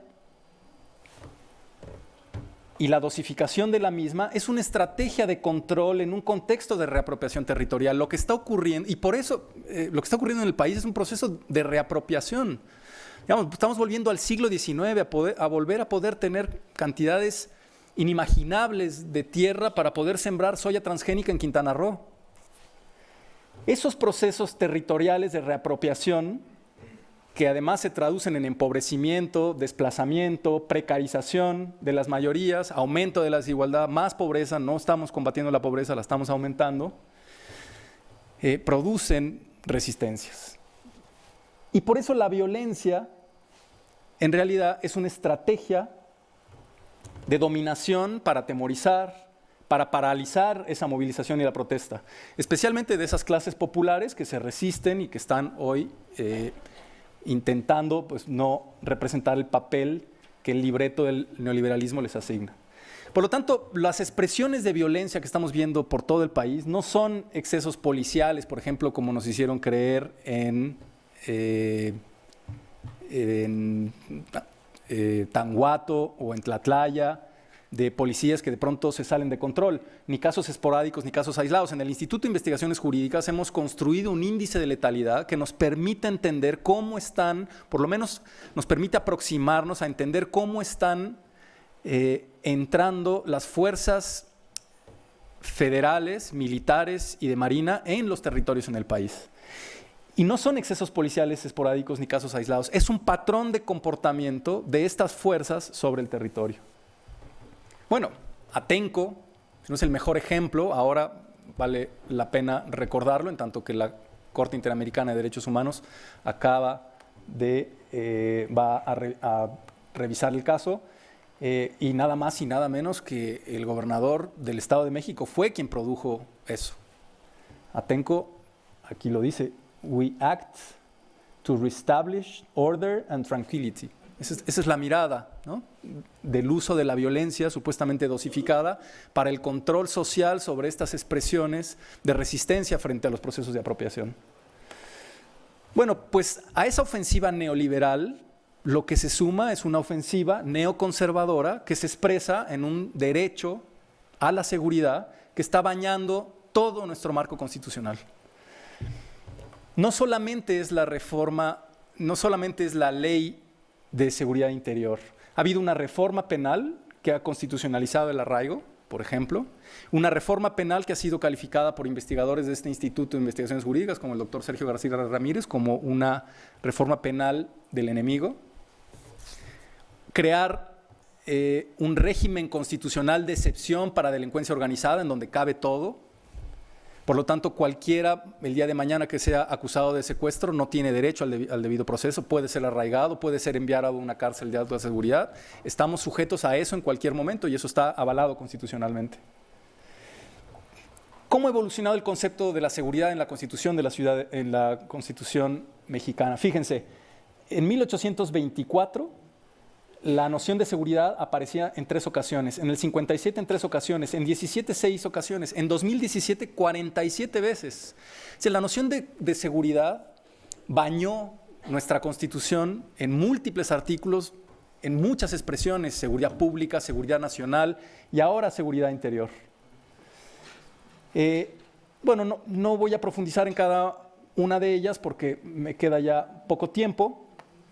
Solo recordarles que en el 2004 se reformó el artículo 73 de la Constitución para facultar al Congreso para legislar en materia de seguridad nacional, y en el 2005 entra en vigor la Ley de Seguridad Nacional. Seguridad interior, aunque tiene una sola mención, pues tiene esta expresión radical de una norma que aquí ya se ha discutido, que tiene problemas graves conceptuales, ya lo decía Daniel Márquez, no se sabe, ellos no saben qué es seguridad interior. No hay un marco teórico suficiente para explicarnos qué es seguridad interior, no se puede legislar sin marcos teóricos adecuados, porque entonces no sabemos sobre qué estamos legislando. Esa es justamente la situación en la que estamos. Tenemos evidentemente problemas de inconstitucionalidad, yo aquí no los voy a señalar, ya están claramente expresados en distintas acciones de inconstitucionalidad en amparos presentados ante la Suprema Corte de Justicia, y tiene claramente problemas de inconvencionalidad, como choque, por ejemplo, con casos evidentes, sentencias dictadas para México, como el caso Cabrera García. Bueno, lo que yo simplemente quería decir es que, para cerrar, es que la Ley de Seguridad Interior, pues en realidad se trata de una necesidad política de un régimen neoliberal.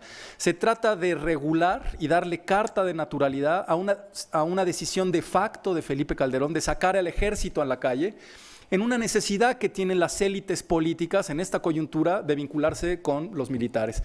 Es una alianza entre élites políticas transnacionales incluso, con el ejército, en un contexto en el cual las lógicas de acumulación y de reproducción del capital en un marco de liberalismo ordinario ya no funcionan. Cuando los regímenes liberales reciben esa cantidad de impugnaciones y de resistencias, pregúntenle si no a la Alemania nazi de mediados del siglo XX, si no transitan esos regímenes liberales hacia regímenes fascistas. Pregúntenselo a Trump si no.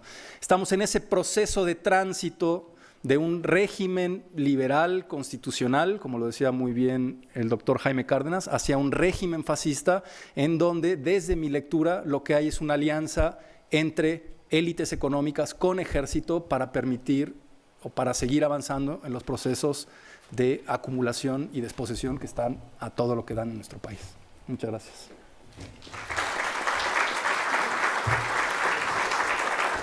Muchas gracias al doctor Rodrigo Gutiérrez por su excelente presentación. Y pasamos a las preguntas. Ya han hecho llegar a la mesa algunas preguntas y se las he hecho llegar a los ponentes. Entonces, en abreviación de tiempo, les pediría que cada uno nos presente una respuesta genérica a las preguntas planteadas y para poder terminar en tiempo. Cualquier comentario adicional lo podrán plantear directamente con el ponente. Empezamos en el mismo orden de exposición con el doctor Luis Vázquez. Bueno, muchísimas gracias. Yo tengo nada más 3 o 4 comentarios. La primera es un comentario muy halagador de Erika, que no voy a leer, pero muchísimas gracias, Erika. Otro es de Francisco, que me dice que en el análisis teníamos que haber sumado variables como el racismo, la discriminación hacia la población, violencia de género, subordinación a Estados Unidos, etcétera. Acá creo que el problema es que yo partí de 2 cosas que son distintas. Una son los patrones estructurales de violaciones a derechos humanos, donde todo esto hace mucho sentido, ¿no? Y otra cosa distinta es los elementos o mecanismos que integran la democracia a la mexicana, que es un poco lo que expuse. Efectivamente, dentro de los patrones estructurales, además si los queremos pensar a nivel macro, meso y micro, pues tenemos distintos niveles y distintos tipos de patrones, ¿no? A nivel macro, por ejemplo, tenemos cosas como la estructura del propio Estado, en cuanto a la lógica de violencia, en cuanto a cómo está conformada la élite política, quiénes son los actores y a partir de eso cuáles son los patrones estructurales de exclusión. Dentro de esos patrones estructurales de exclusión a nivel macro, el elemento de cultura social y cultura política cobra mucha relevancia, ¿no? Ahí el racismo y la discriminación son también elementos a nivel macro para entender ese tipo de violaciones a derechos humanos. Y el tercero que es relevante, pues es el tipo de distribución económica. El modelo extractivista, el modelo capitalista, del que ya en buena medida Rodrigo nos habló, ese también es uno a nivel macro.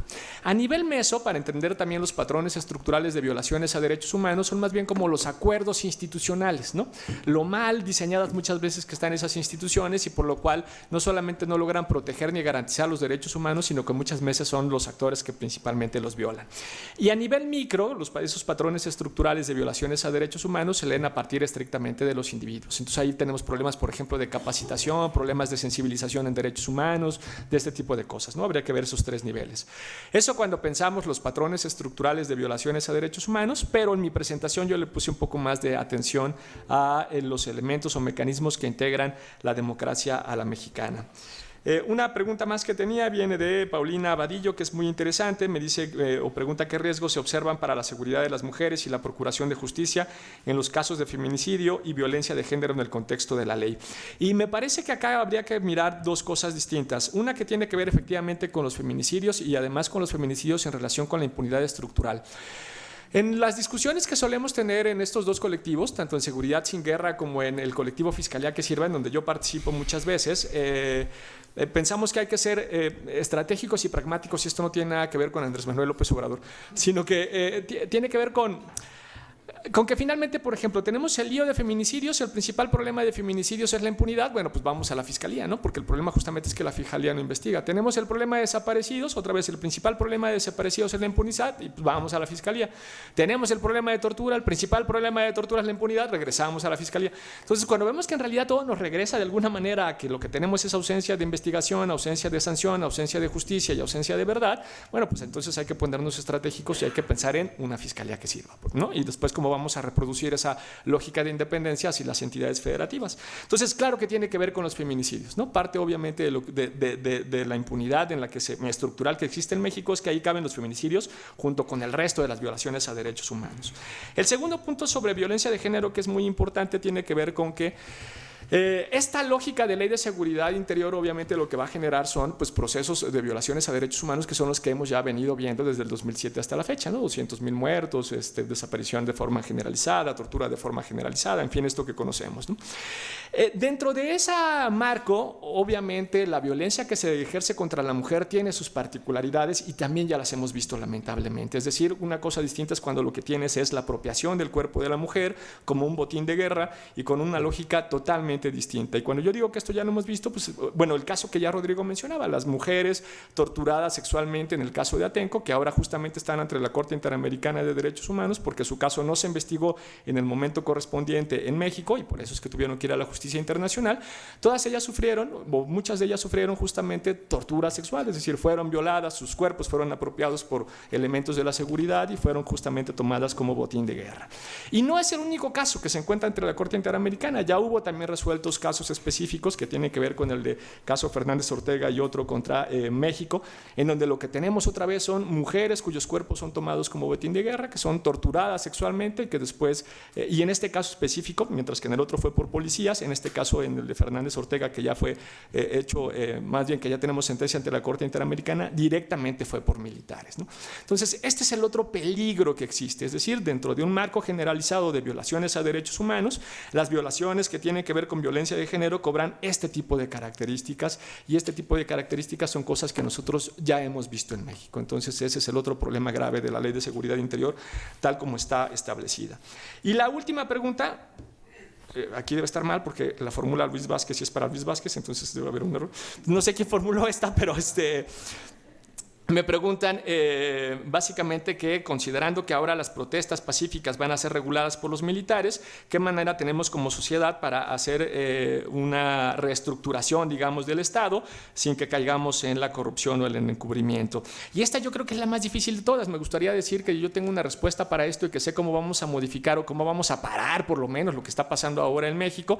Lamentablemente, para quien hizo la pregunta, que finalmente no sé quién fue, yo debo de confesar que yo sufrí de depresión intelectual a finales de diciembre y todo, principios de enero, porque iba a decir una mala palabra, la goliza que nos pusieron, voy a decir, la goliza que nos pusieron en el cierre de diciembre fue terrible. Cuando aprobaron la Ley de Seguridad Interior, cuando nombraron al fiscal, bueno, al de delitos electorales, cuando hicieron también una modificación al Código Civil para limitar la libertad de expresión, en fin, nos fue terrible en diciembre, pese a que teníamos un proceso más o menos de movilización, un proceso más o menos de articulación con estos dos colectivos muy grandes, uno de ellos, el de Fiscalía que Sirva, incluso con aliados, digamos, que no son aliados que acostumbran al movimiento de derechos humanos, con gente de empresarios, con gente del movimiento anticorrupción, incluso con el respaldo muy fuerte de organismos internacionales como Naciones Unidas o, por ejemplo, el sistema interamericano, y en donde no logramos detenerla, ¿no? Donde no logramos detenerla. Entonces, me gustaría decirles que tengo la solución a eso, esa se la voy a pasar a Rodrigo, es más experto que yo en que salgamos más o menos con buena onda aquí, más o menos bien librados de este tipo de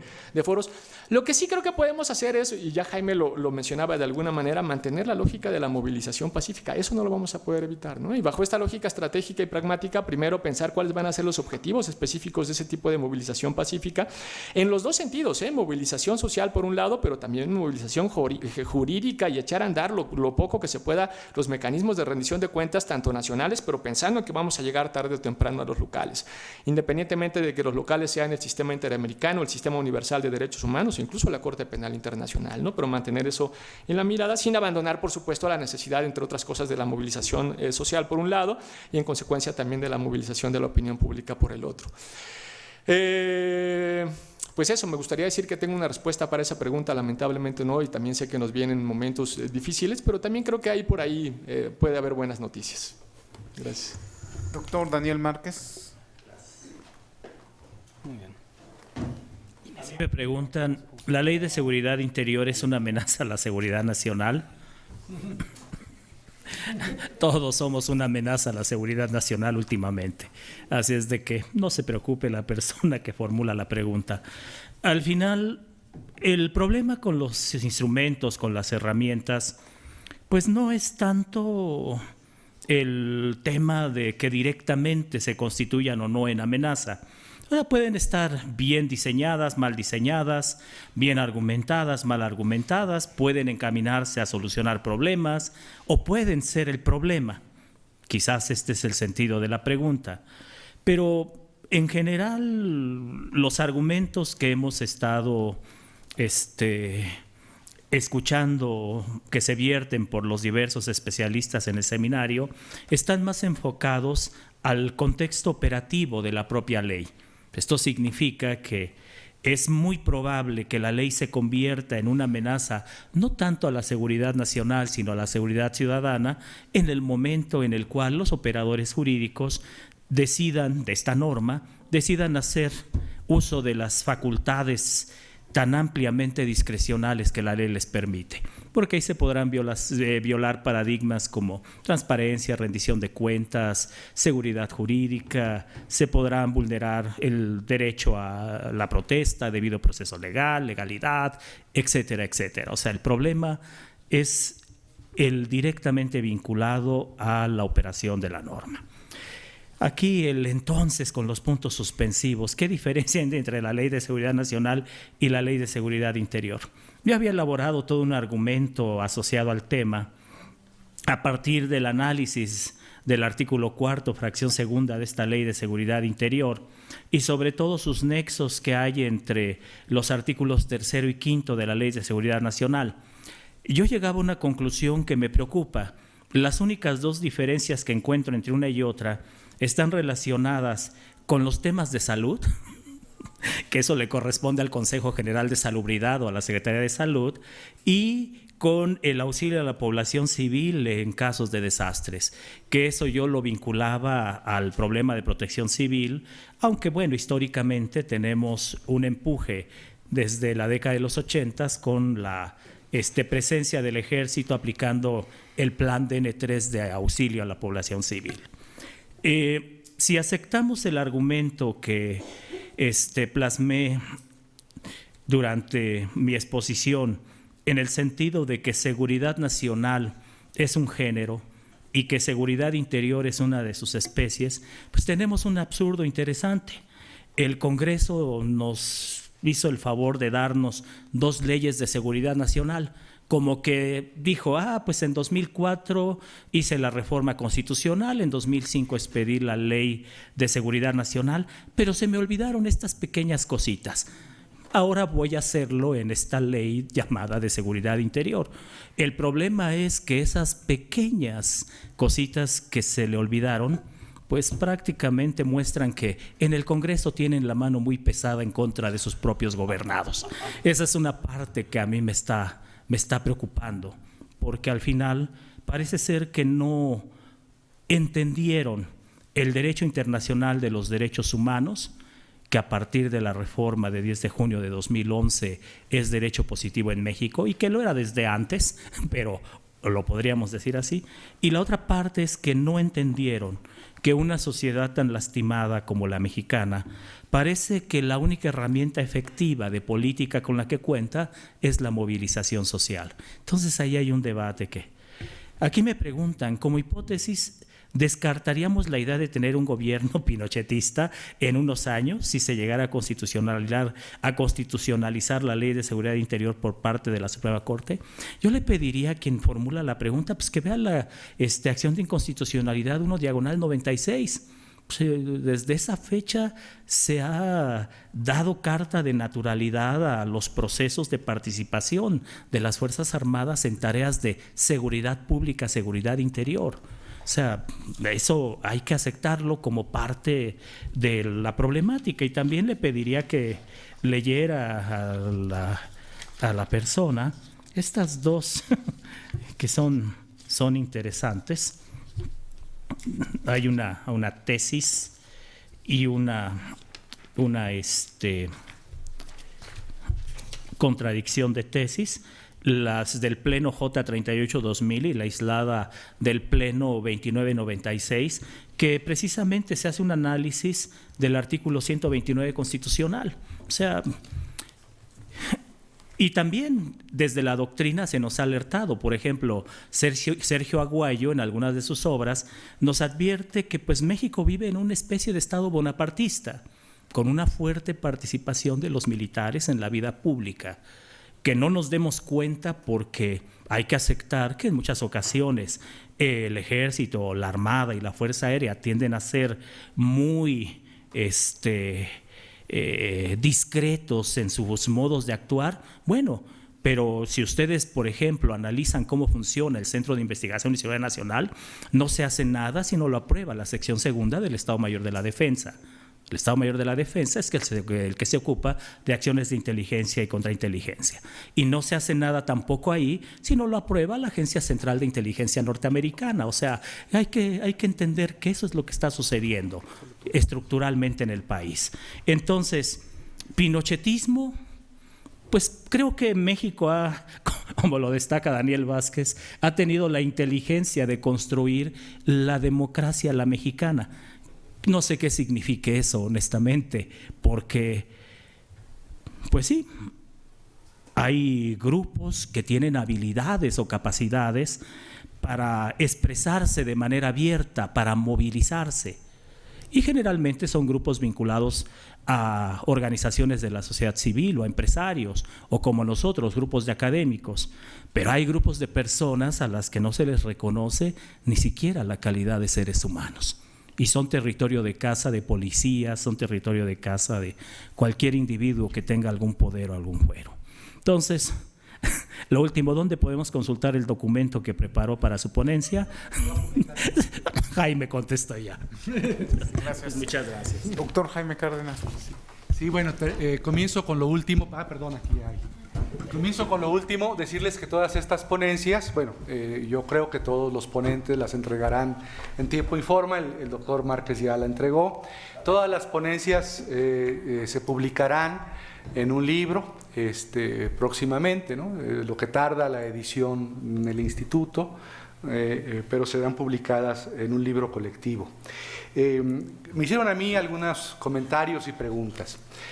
Hay un comentario en el que estoy totalmente de acuerdo, lo voy a leer. Dice: esta ley de seguridad interior será la punta del iceberg para violaciones flagrantes a derechos humanos, desapariciones forzadas, censurar marchas político-electorales y sobre todo los procedimientos llevados a cabo por esta militarización que es violadora pero regulada, así lo que llamaba Luis Daniel Vázquez hace un momento, dosificada, ¿no? El gradualismo en la seguridad. Después me preguntan si la prevalencia de la impunidad estructural de la mano de los principales organismos que se encuentran acéfalos o con titulares, acéfalos o con titulares, y la promulgación de la Ley de Seguridad Interior es el escenario perfecto para el inminente fraude electoral y con ello la aniquilación de la protesta y la infructuosa resolución de las impugnaciones. ¿Qué opina usted de esta postura y el escenario que podría representar después de las elecciones? Creo que hay muchas lecturas, desde luego. Una lectura de la Ley de Seguridad Interior es en clave electoral, si puede aplicarse para limitar, para reducir, para criminalizar la protesta político-electoral. Pero hay otras cuestiones tan graves como esta. La Ley de Seguridad Interior, por ejemplo, la exposición de Rodrigo Gutiérrez, creo que es muy ilustrativa de cómo es una ley diseñada para mantener el saqueo, la política económica extractivista, la política neoliberal, para seguir destruyendo y afectando y apoderándose, privatizando los recursos naturales de nuestro país, desde el agua a los hidrocarburos, pasando por la biodiversidad. Y también la Ley de Seguridad Interior tiene esta lectura externa, geopolítica. Por ejemplo, el gasto militar se ha incrementado enormemente en nuestro país. Si comparamos, por ejemplo, esto lo conoce mejor Rodrigo que yo, ojalá que él abunde más sobre ello con datos o con alguna información adicional. Si comparamos, por ejemplo, el incremento en educación y en salud en México y lo vis a vis el gasto militar, vemos que el gasto militar en los últimos años se ha expandido, no sé, en un 300% en relación con el gasto en educación o salud. ¿Por qué es esto? Porque la mayor parte del equipo militar, de las armas, no solamente los narcotraficantes compran las armas allá, también la defensa, la Secretaría de la Defensa, bueno, acabamos de comprar, la Marina compró torpedos y misiles. ¿A quién le compra eso? Pues a las industrias norteamericanas.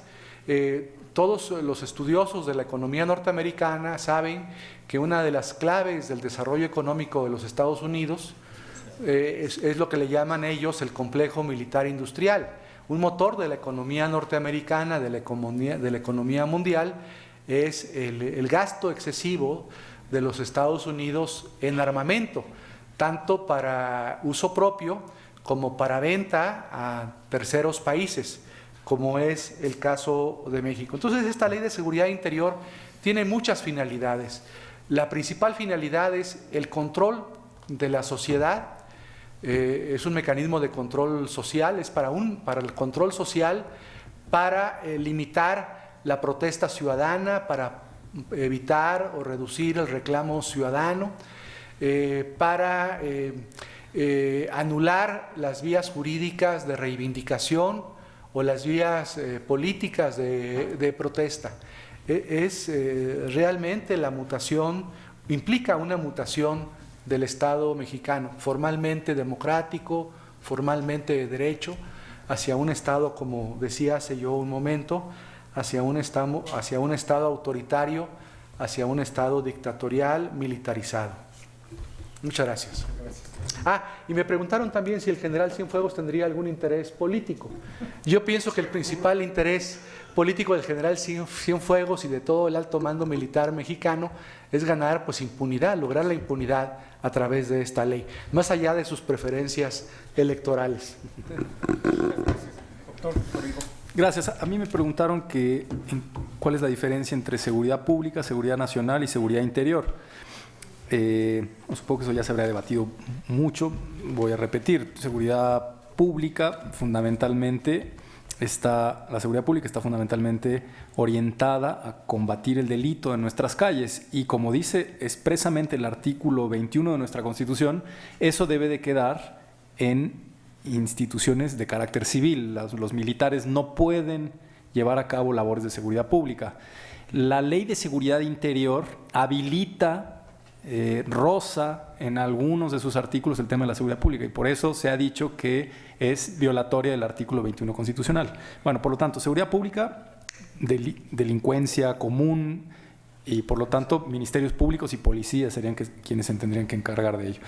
Y la seguridad nacional está principalmente, aunque ahora es un concepto que se ha ido ampliando y ha ido creciendo, pero principalmente para amenazas externas, para, por ejemplo, defender la soberanía nacional frente a potenciales enemigos externos o frente a problemas de carácter ambiental, desastres naturales, etcétera, etcétera. Esa es como a grandes rasgos la dicotomía entre estos dos conceptos. Y la seguridad interior, que es una noción muy cuestionable, por lo que ya aquí se ha dicho, entre otras razones, porque teóricamente, conceptualmente, no se sabe qué es.